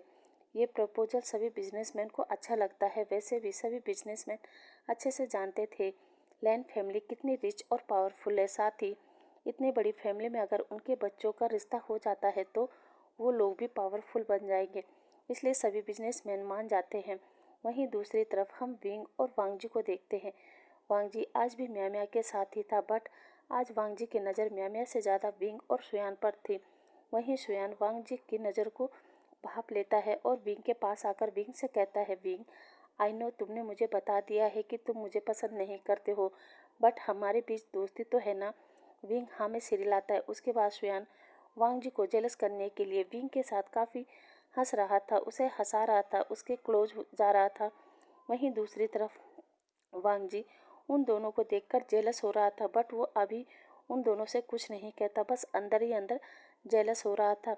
अपनी मुठ्ठियाँ भींच रहा था, और तो और उन दोनों को नेरवाई से देख रहा था। अब पूरा दिन इसी जेलसी में निकल जाता है। इधर वांगजी शाम को मेंशन में आता है, अपने कमरे में तोड़फोड़ करता है, और सोचता है आज उसे और ज़्यादा बुरा लग रहा है। लग रहा था जब सुयान विंग के करीब जा रहा था, पर क्यों उसे इतना बुरा क्यों लग रहा था? क्या सच में मैं विंग से प्यार करता हूँ? ओ गॉड, मुझे विंग से प्यार हो गया है। मुझे विंग से प्यार हो गया। ये जानने के बाद तो वांग जी के फेस पर स्माइल आ जाती है, लेकिन वो और ज़्यादा हैप्पी होता उससे पहले ही उसे याद आता है कि विंग की तो शुयान विंग विंग को तो शुयान ने प्रपोज कर दिया है और अब विंग और शुयान एक दूसरे को डेट कर रहे हैं। लेकिन तभी वांग जी के अंदर का शैतान वांग जी के माइंड को कंट्रोल करके कहता है, वो दोनों डेट कर रहे हैं तो क्या हुआ? जब शुयान को ये पता चलेगा कि विंग ने मेरे साथ टाइम स्पेंड किया है तो ये जानने के बाद शुयान विंग से ब्रेकअप कर लेगा और मुझे वापस मौका मिल जाएगा विंग के करीब जाने का। वांग जी यही सब सोच ही रहा था कि तभी एक सर्वेंट वांग जी के डोर पर नॉक करता है और वांग जी को बताता है कि मास्टर, आपको सर ने बुलाया है। वांग जी कहता है, तुम चलो मैं आता हूँ। उसके बाद वांग जी अपने माइंड को शांत करता है, फ्रेश वगैरह होता है और नीचे हॉल में आकर अपने अंकल से पूछता है, अंकल आपने मुझे बुलाया? तभी कुरेन कहता है, हाँ वांग जी, आओ बैठो। दरअसल मुझे तुम्हें कुछ बताना था। वांग जी कहता है, जी अंकल कहिए। कुरेन कुरेन कहता है, वांग जी दरअसल कल सिचेन वापस आ रहा है। वांग जी शौक होकर कहता है, व्हाट, गगन वापस आ रहे हैं? कब? कुरेन कहता है, यही सुबह सुबह पहुंच जाएगा। वांग जी कहता है, ओह। तभी कुरेन कहता है, वो सब छोड़ो और सुनो, मैंने कल होटल में एक पार्टी रखी है जिसमें तुम दोनों को अच्छे से रेडी होकर चलना है। वांग जी कहता है, पार्टी? कुरेन कहता है, हाँ वांग जी, वो कल सिचेन इतने सालों बाद वापस आ रहा है ना, इसलिए मैंने पार्टी रखी है। वांग जी कहता है, ओ गुड अंकल, गुड, ठीक है मैं पहुंच जाऊंगा। कुरेन कहता है, हाँ, और वहाँ तुम दोनों भाइयों के लिए एक सरप्राइज भी है। वांग जी कहता है, सरप्राइज? कैसा सरप्राइज?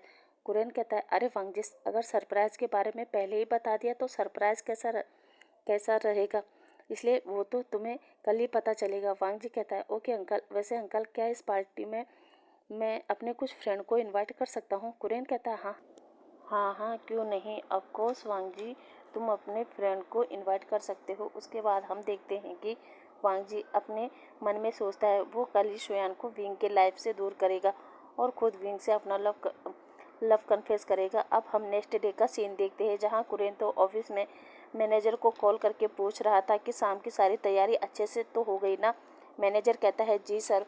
उसके बाद हम देखते हैं कि सिचेन भी घर पहुंच चुका था और वो घर पहुंचते ही अपने अंकल को ग्रीट करता है और अंकल से पूछता है कि अंकल क्या बात है, आपने मुझे अचानक क्यों बुलाया? वही कुरेन सिचेन को अपने साथ अपने रूम में ले जाता है और डोर बंद करके सिचेन से कुछ बात करता है।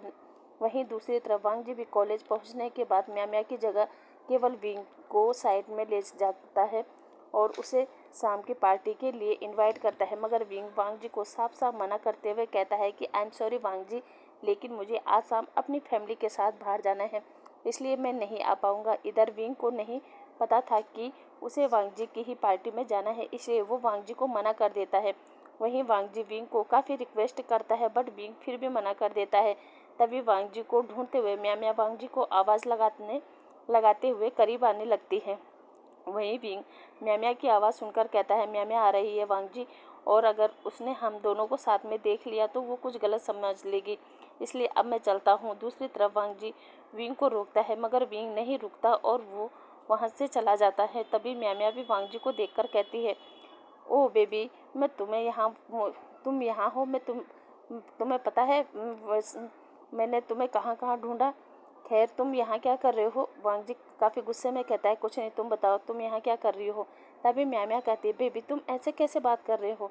अभी तो बताया ना, मैं तुम्हें ढूंढ रही थी। खैर वो सब छोड़ो, मुझे तुम्हें कुछ बताना है। वांग जी पूछता है, क्या? म्या कहती है, वांग जी कल क्या तुम मेरे साथ मॉल चलोगे? वो क्या है ना, मुझे आज अपने डैड के साथ कहीं जाना है और मेरे पास कोई अच्छी सी ड्रेस भी नहीं है, इसलिए चलो ना मॉल चलते हैं। वांग जी कहता है और म्या को लेकर मॉल चला जाता है, जहाँ म्या अपने लिए बहुत ही एक्सपेंसिव ड्रेस चूज करती है और उसका बिल बेचारे वांग जी को ही देना पड़ता है। खैर 3 घंटे शॉपिंग करने के बाद आखिरकार म्या वापस आती है और घर आते ही सोचती है, वांग जी मेरा कितना ख्याल रखता है। वहीं दूसरी तरफ वांग जी वो काफ़ी गुस्से में था क्योंकि उसने विंग और शुयान को अलग करने के लिए जो सोचा था वो पूरा ही नहीं कर पाया था। तभी लैन कुरेन और सिचेन वो दोनों भी बाहर से आते हैं और आते ही वांग जी को देखते हैं। तभी वांग जी भी अपने गगा को देखकर अपने गगा को हक करता है और माफ़ी मांगते हुए कहता है, आई एम सॉरी गगा, मैं आपको रिसीव करने नहीं आ पाया।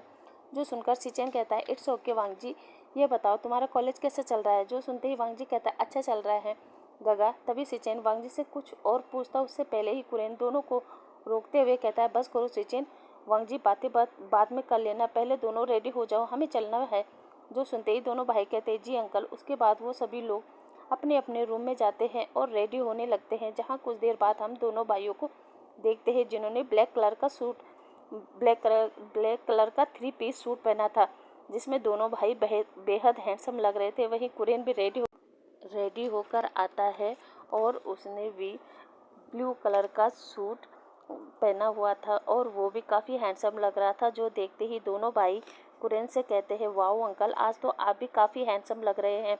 तभी कुरेन कहता है क्या सच में, और उन दोनों को थैंक यू बोलता है और कहता है बस करो अब चलो जल्दी। दोनों भाई कहते हैं जी अंकल। उसके बाद हम देखते हैं जहाँ तीनों एक ही कार में उस होटल में पहुँचते हैं, जहाँ हम देखते हैं कि कुछ बिजनेसमैन अपने ओमेगा बच्चों को साथ लेकर उस पार्टी में पहुँच चुके थे। साथ ही कुछ बिजनेसमैन अपने अल्फ़ाबेटों को साथ लेकर आए थे, क्योंकि इस पार्टी के कारण वो अपने बच्चों को बिजनेसमैनों से इंट्रोड्यूस करवाना चाहते थे, क्योंकि आगे चलकर उन्हीं लोगों ने तो बिजनेस संभालना था ना। इसीलिए सभी बिजनेसमैन अपने साथ अपने बच्चों को अपने साथ लेकर आए थे। और अब हम देखते हैं जैसे ही लैन फैमिली उस हॉल में पहुंचती है तो सभी ओमेगा की नज़र उन दोनों भाइयों पर ठहर जाती है, क्योंकि वो दोनों रिच होने के साथ साथ काफ़ी हैंडसम लग रहे थे। तभी हम देखते हैं कि उन सभी बिजनेसमैनों में से सबसे पहले सामने जो आता है वो था वेंडुहान, जिसकी कोई ओमेगा बेटी तो नहीं थी, बट उसकी एक नीस थी वेंजिंग, जिसको वो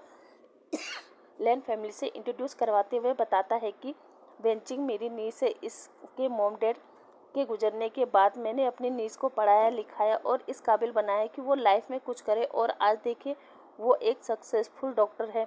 ये सुनने के बाद कुरेन को वेंचिंग काफ़ी पसंद आती है, बट कुरेन यही बोल के बात टाल देता है कि मिस्टर वेन, मैंने सभी को पहले ही बताया था कि इस पार्टी में बच्चे आपस में ही फैसला करेंगे। खैर अभी आप पार्टी एंजॉय कीजिए। वेन रोहान कहता है जी मिस्टर लेन। उसके बाद हम देखते हैं कि मिस्टर जीन मिस्टर जीन भी म्या म्या के साथ पहुंचते हैं, जहां म्या म्या तो वांग जी को देखते ही कहती है अरे वांग जी तुम यहाँ। तभी वांग जी भी शौक होकर कहता है म्या म्या तुम यहाँ। म्या म्या कहते हाँ वांग जी, मैंने बताया था ना कि मुझे अपने डैड के साथ एक पार्टी में जाना है।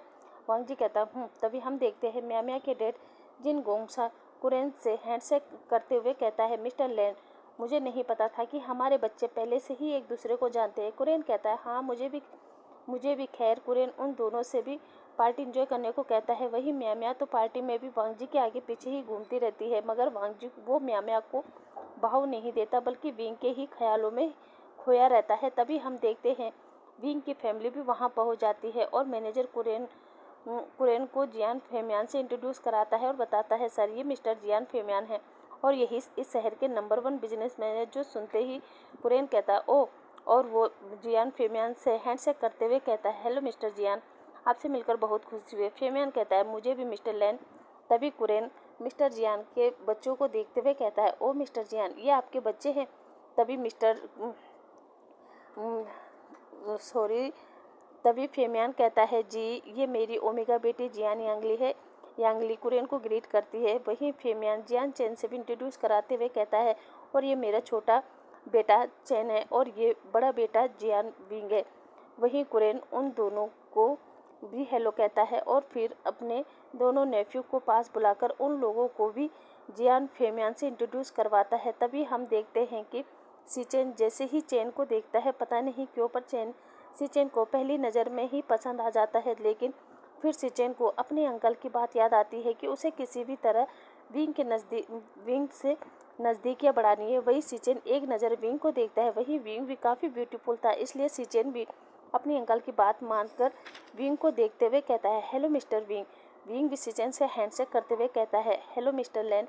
उसके बाद हम देखते हैं इंट्रोडक्शन होने के बाद सीचेन खुद ज़्यादा ही प्रायोरिटी विंग को दे रहा था। ये देखकर वांग जी शौक था कि क्या उसके भाई ने आज तक किसी ओमेगा में इंटरेस्ट नहीं दिखाया, बट यहाँ वो भी विंग को प्रायोरिटी दे रहे हैं। ये क्या हो रहा है आखिर?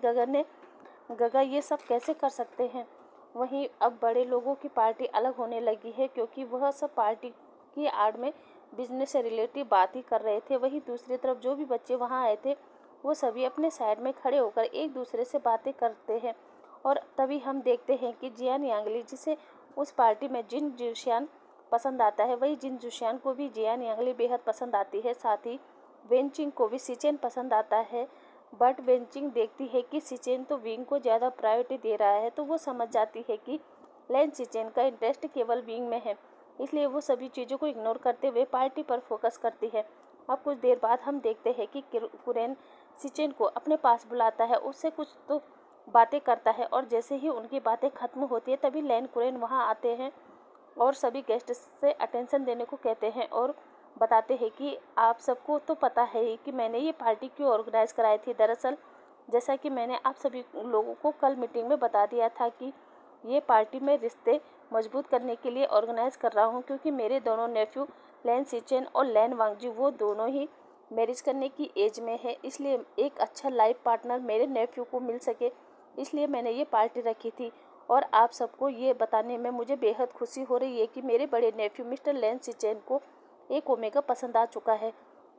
तो चलिए आप सबको मैं उस ओमेगा से मिलवाता हूँ। ये कहते ही वहाँ हॉल में क्लैपिंग की आवाज़ गूंजने लगती है। साथ ही उस हॉल में अंधेरा छा जाता है और एक फ्लैश लाइट ऑन होती है जो सीधे हमारे विंग पर पड़ती है। ये देखकर जहाँ कुछ लोग हैप्पी थे वहीं कुछ लोग शॉक थे और उन लोगों में पहला नाम जो था वो वांग जी का था, क्योंकि वांग जी ने ये बिल्कुल भी उम्मीद नहीं की थी कि उसके गगा को विंग पसंद आएगा। और ये सब सोचते ही वांग जी को इतना गुस्सा आता है कि जैसे ही उस हॉल में वापस से लाइट ऑन होती है और लैन कुरेन विंग को स्टेज पर बुलाता है, उससे पहले ही वांग जी स्टेज पर आता है और अपने अंकल से माइक छीनते हुए कहता है, आई एम सॉरी एवरीवन, पर लगता है मेरे भाई को और मेरे अंकल को कुछ गलतफहमी हो गई है, क्योंकि विंग मेरे भाई का पार्टनर नहीं बन सकता, क्योंकि वो ऑलरेडी मेरा पार्टनर है। और फिर माइक को फेंकते हुए कहता है, विंग बताओ ना सबको तुम मेरे पार्टनर हो ना। वहीं विंग शौक था कि तभी म्या म्या की आवाज़ आती है, वांग जी ये तुम क्या कह रहे हो? अगर विंग तुम्हारा पार्टनर है तो मैं कौन हूँ? हाँ।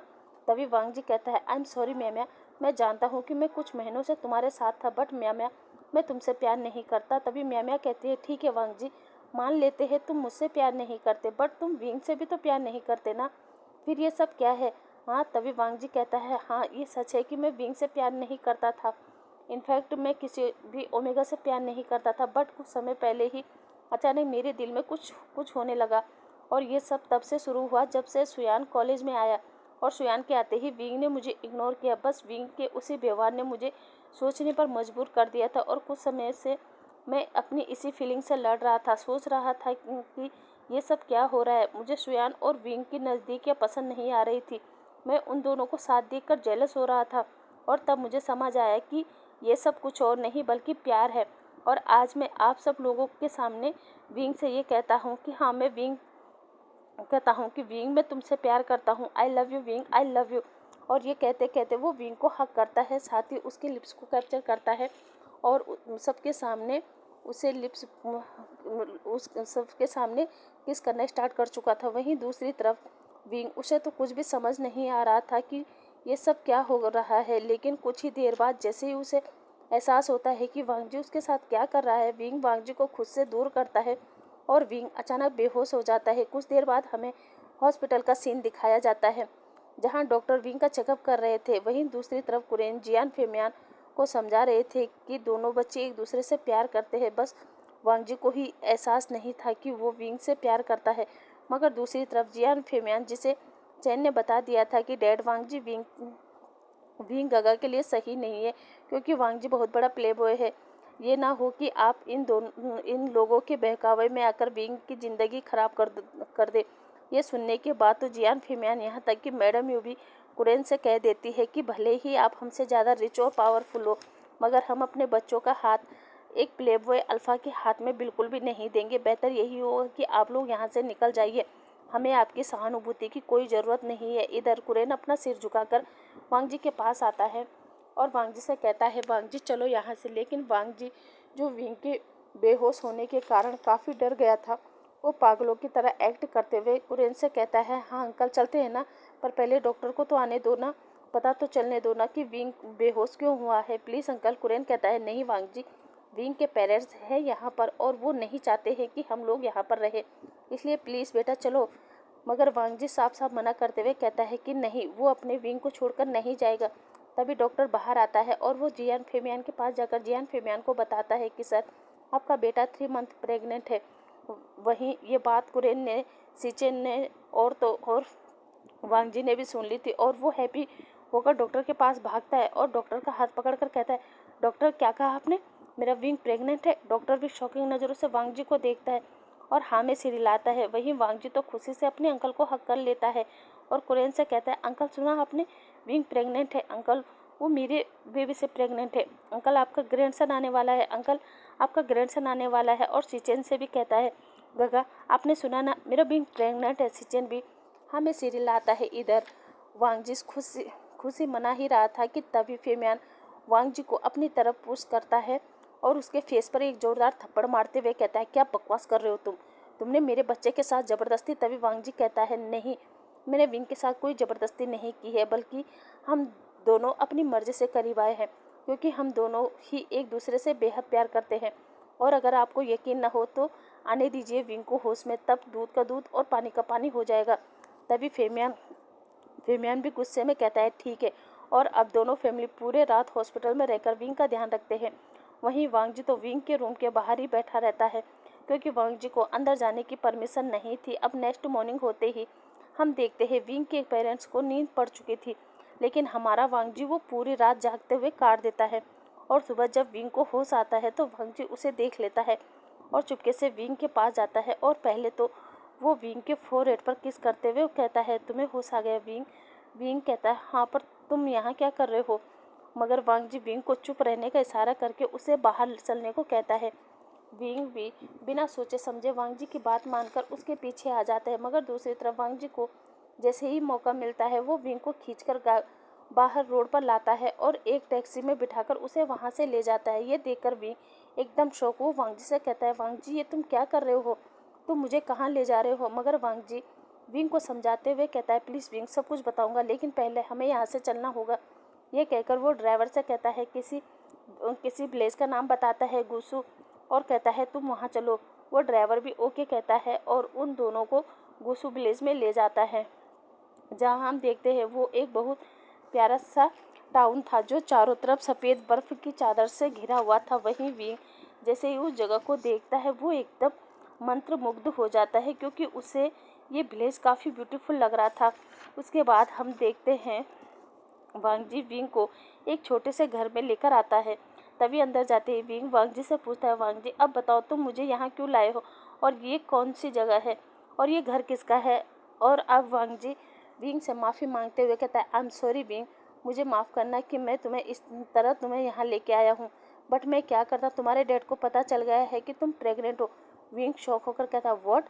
वांग जी कहता है, हाँ, और उनका व्यवहार देखकर मुझे लगा कि वो हम दोनों को कभी भी एक नहीं होने देते, इसलिए मुझे ये सब करना पड़ा, क्योंकि विंग में तुमसे और अपने बच्चे से दूर नहीं रहना चाहता था, इसलिए मैं तुम्हें यहाँ लेके आया हूँ ताकि हम दोनों यहाँ अपनी न्यू लाइफ स्टार्ट कर सके। मगर तभी विंग की आंखों में आंसू आ जाते हैं और वो रोते हुए कहता है, नहीं वांग जी, मैं यहाँ नहीं रह सकता, मुझे वापस जाना है। वांग जी विंग से पूछता है, क्यों विंग, क्या हुआ। तभी विंग कहता है, वांग जी मैं तुम्हारे साथ नहीं रह सकता, क्योंकि तुम तो मुझसे प्यार ही नहीं करते हो ना, और मैं तुम्हें ये तुम्ही ने कहा था कि तुम्हारे अंदर कोई फीलिंग नहीं। अब तुम ही बताओ, बिना प्यार के, बिना किसी भी एहसास के मैं तुम्हारे साथ कैसे रह सकता हूँ। इससे अच्छा तो यही है ना कि मैं अपने पेरेंट्स के पास ही रहूँ। मैं जानता हूँ वो लोग मुझ पर नाराज़ होंगे, मेरा घर से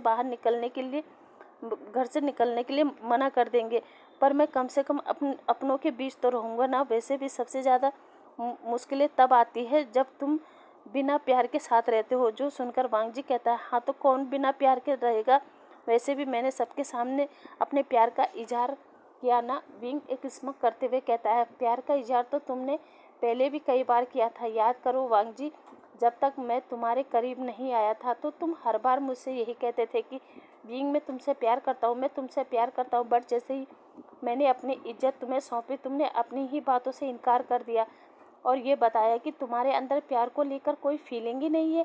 तो अब तुम ही बताओ, मैं तुम पर कैसे भरोसा करूं कि इस बार जो तुम कह रहे हो वो सच हो। ये सुनकर वांग जी विंग के सामने नील डाउन होकर बैठ जाता है और कहता है, मैं जानता हूँ विंग कि तुम मुझ पर इतनी आसानी से भरोसा नहीं करोगे, पर मैं तब तक तुम पर अपना हक नहीं जमाऊंगा जब तक तुम मुझ पर पूरी तरह विश्वास नहीं कर लेते। तब तक हम दोनों इसी घर के छत के नीचे अजनबियों की तरह रहेंगे। पर विंग में तुम्हें वापस नहीं भेज सकता, क्योंकि वापस जाने का ये मतलब है कि हम दोनों हमेशा हमेशा के लिए दूर हो जाएंगे, और मैं नहीं चाहता कि अब हम दोनों एक दूसरे से दूर रहे। प्लीज़ विंग, मान जाओ और मुझे खुद को साबित करने के लिए एक मौका दो। वही विंग कुछ देर सोचता है और कहता है, ठीक है वांग जी, बेबी के आने तक अगर तुमने मुझे विश्वास दिला दिया कि सच में तुम मुझसे प्यार करते हो तो मैं तुम्हारे साथ रहने के लिए तैयार हूँ। बट अगर मुझे विश्वास नहीं दिला पाए तो मुझसे वादा करो कि बेबी के आने के बाद तुम मुझे जाने दोगे। वांग जी कहता है, ठीक है विंग, जैसा तुम चाहो। ये कहते ही वांग जी अपनी जगह से खड़ा होता है और फिर विंग से कहता है, अच्छा तुम आराम करो, मैं तुम्हारे खाने के लिए कुछ लाता हूँ। ये कहकर वांग जी विंग को आराम से अंदर टूटे फूटे बेड पर सुलाकर घर के बाहर निकल जाता है और फिर उस गांव के मार्केट में निकल जाता है, जहां जाते ही वांग जी घर के लिए कुछ ग्रोसरी सामान, साथ ही कुछ बर्तन वगैरह खरीदता है। और घर आकर वांग जी फिर इधर उधर से कुछ लकड़ियाँ इकट्ठा करता है और फिर चूल्हे पर विंग के लिए कुछ बनाता है। हालांकि वांग जी को कुछ भी बनाना नहीं आता था, फिर भी जैसे तैसे वो कोशिश करता है और कुछ कच्चा पक्का खाना बनाकर विंग के पास आता है और फिर उसे अच्छे से खाना खिलाता है। वही वांग जी की कुकिंग देखकर विंग समझ जाता है कि वांग जी को कुकिंग नहीं आती है, पर वांग जी के एफर्ट देखकर विंग उस खाने को खा लेता है। उसके बाद हम देखते हैं विंग ऊपर बेड पर सो रहा था, वही वांग जी जमीन पर बिस्तर लगाता है और वहाँ आराम करने लगता है, जहाँ लेटते ही वांग जी एकदम सो जाता है, क्योंकि पिछली पूरी रात वांग जी जगा हुआ था इसलिए। और अब नेक्स्ट मॉर्निंग होते ही हम देखते हैं विंग वांग जी से पहले उठ चुका था और उसने सारे घर को व्यवस्थित कर दिया था। साथ ही उसने अपने और वांग जी के लिए एक अच्छा सा ब्रेकफास्ट भी रेडी कर लिया था।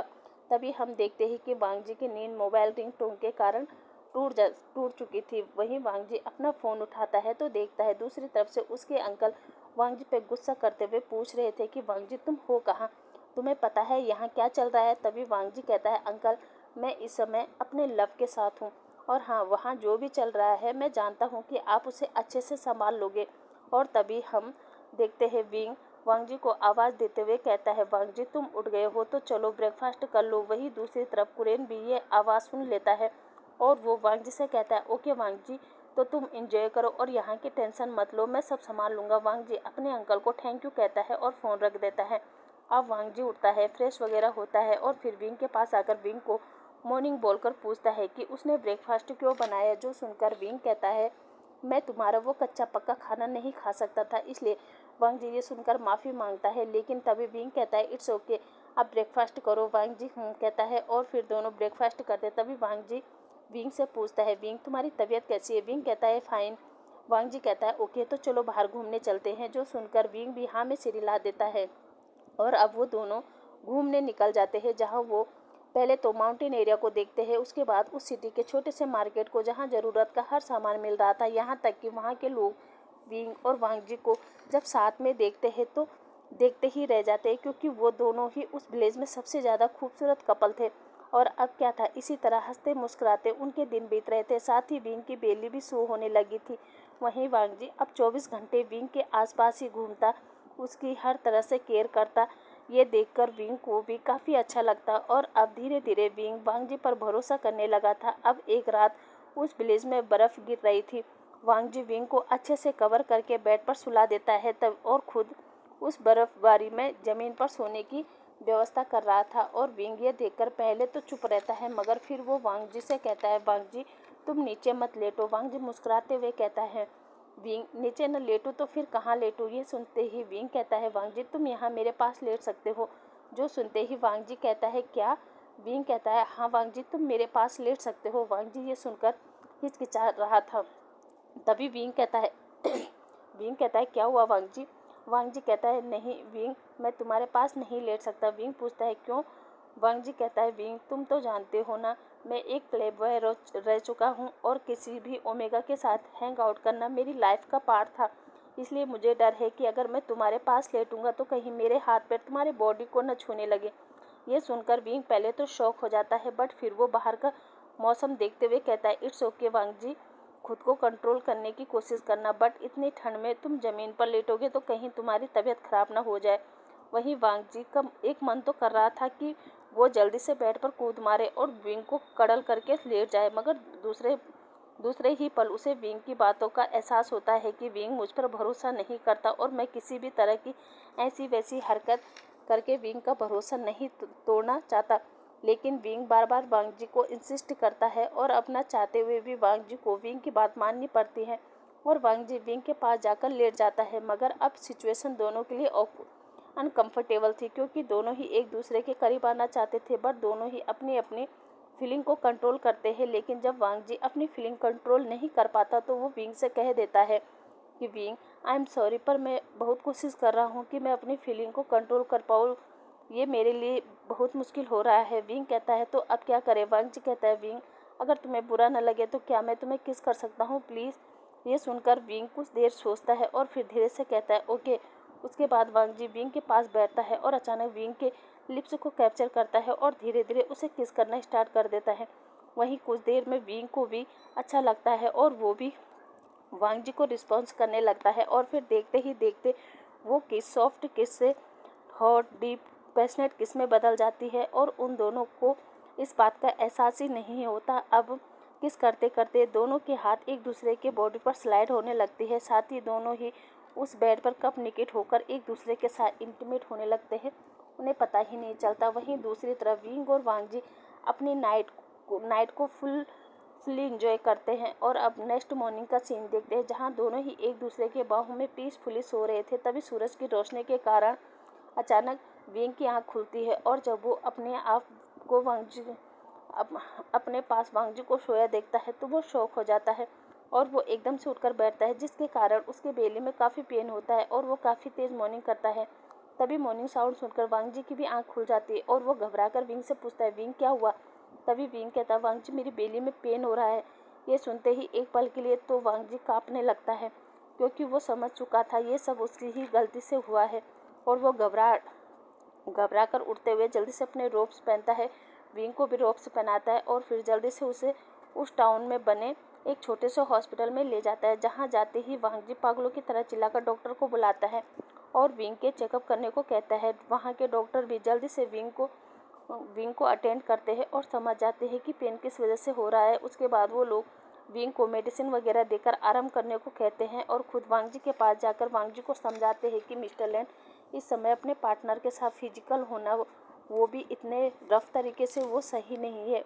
इससे आपके बेबी को नुकसान हो सकता है, इसलिए आइंदा से जो भी करना वो थोड़ा संभल कर और ध्यान रखना कि बेबी को हर्ट ना हो। फिलहाल वो ठीक है, आराम कर रहे हैं, कुछ देर में आप उन्हें घर ले जा सकते हैं। ये सुनकर वांग जी एक राहत की सांस लेता है और डॉक्टर से प्रॉमिस करता है कि वो आइंदा से ऐसा कुछ भी नहीं करेगा।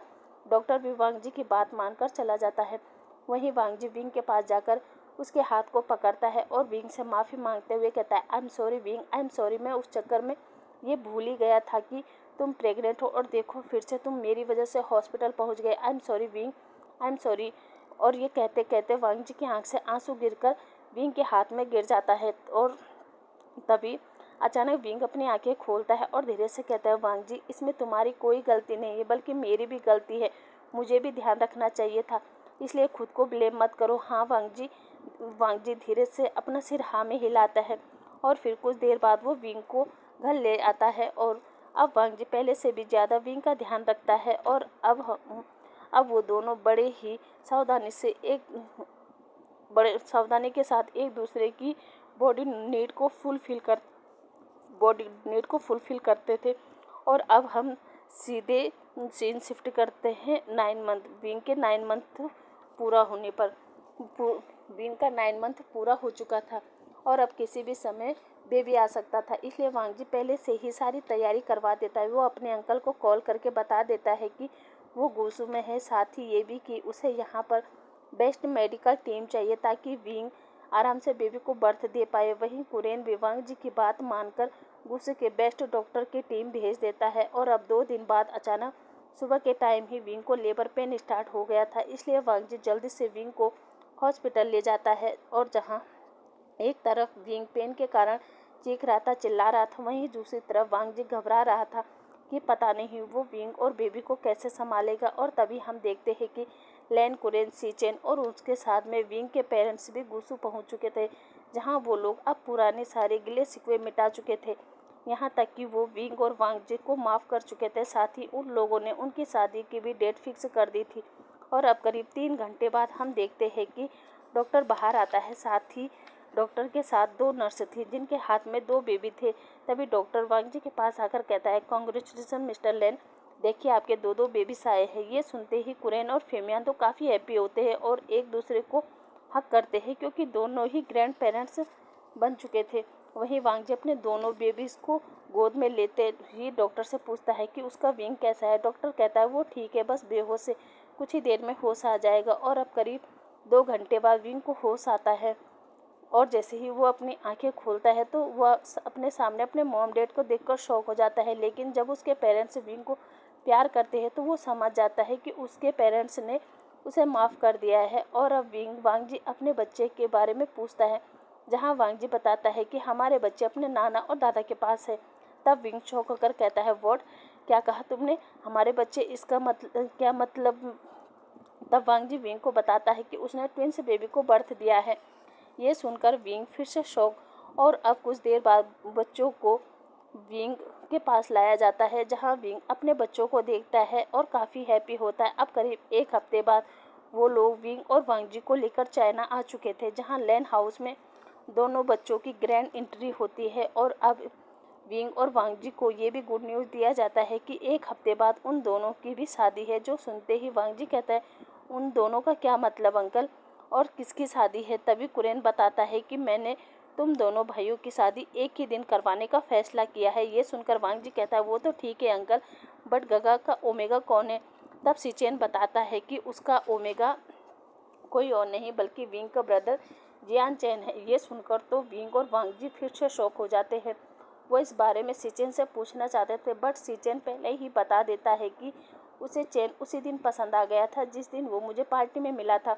और फिर क्या था, चैन के साथ मेल जोल बढ़ाया और फिर अपना लव कन्फेस कर दिया। और लकीली चैन ने भी यस कर दिया। और अब फाइनली हम दोनों भाइयों की मैरिज एक ही दिन एक ही समय में दोनों ओमेगा ब्रदर्स से होगी। और अब 1 हफ्ता भी बीत चुका था। दोनों लैन ब्रदर्स स्टेज पर खड़े थे, तभी दोनों ब्राइड भी आते हैं। और इस शादी में कुरेन ने चाइना के, जापान के, यहाँ तक कि लंदन के, अमेरिका के सभी जगह के बिजनेसमैनों को बुलाया था। और इन्हीं सब में हमारा शुयान भी शामिल था, जिसे देखते ही वांग जी कहता है, ओह माय गॉड विंग, इन सब में हम शुयान को ये बताना तो भूल ही गए कि तुम उससे नहीं बल्कि मुझसे प्यार करते हो। तभी विंग कहता है, डोंट वरी वांग जी, शुयान को सब कुछ पता है। वांग जी कहता है, क्या।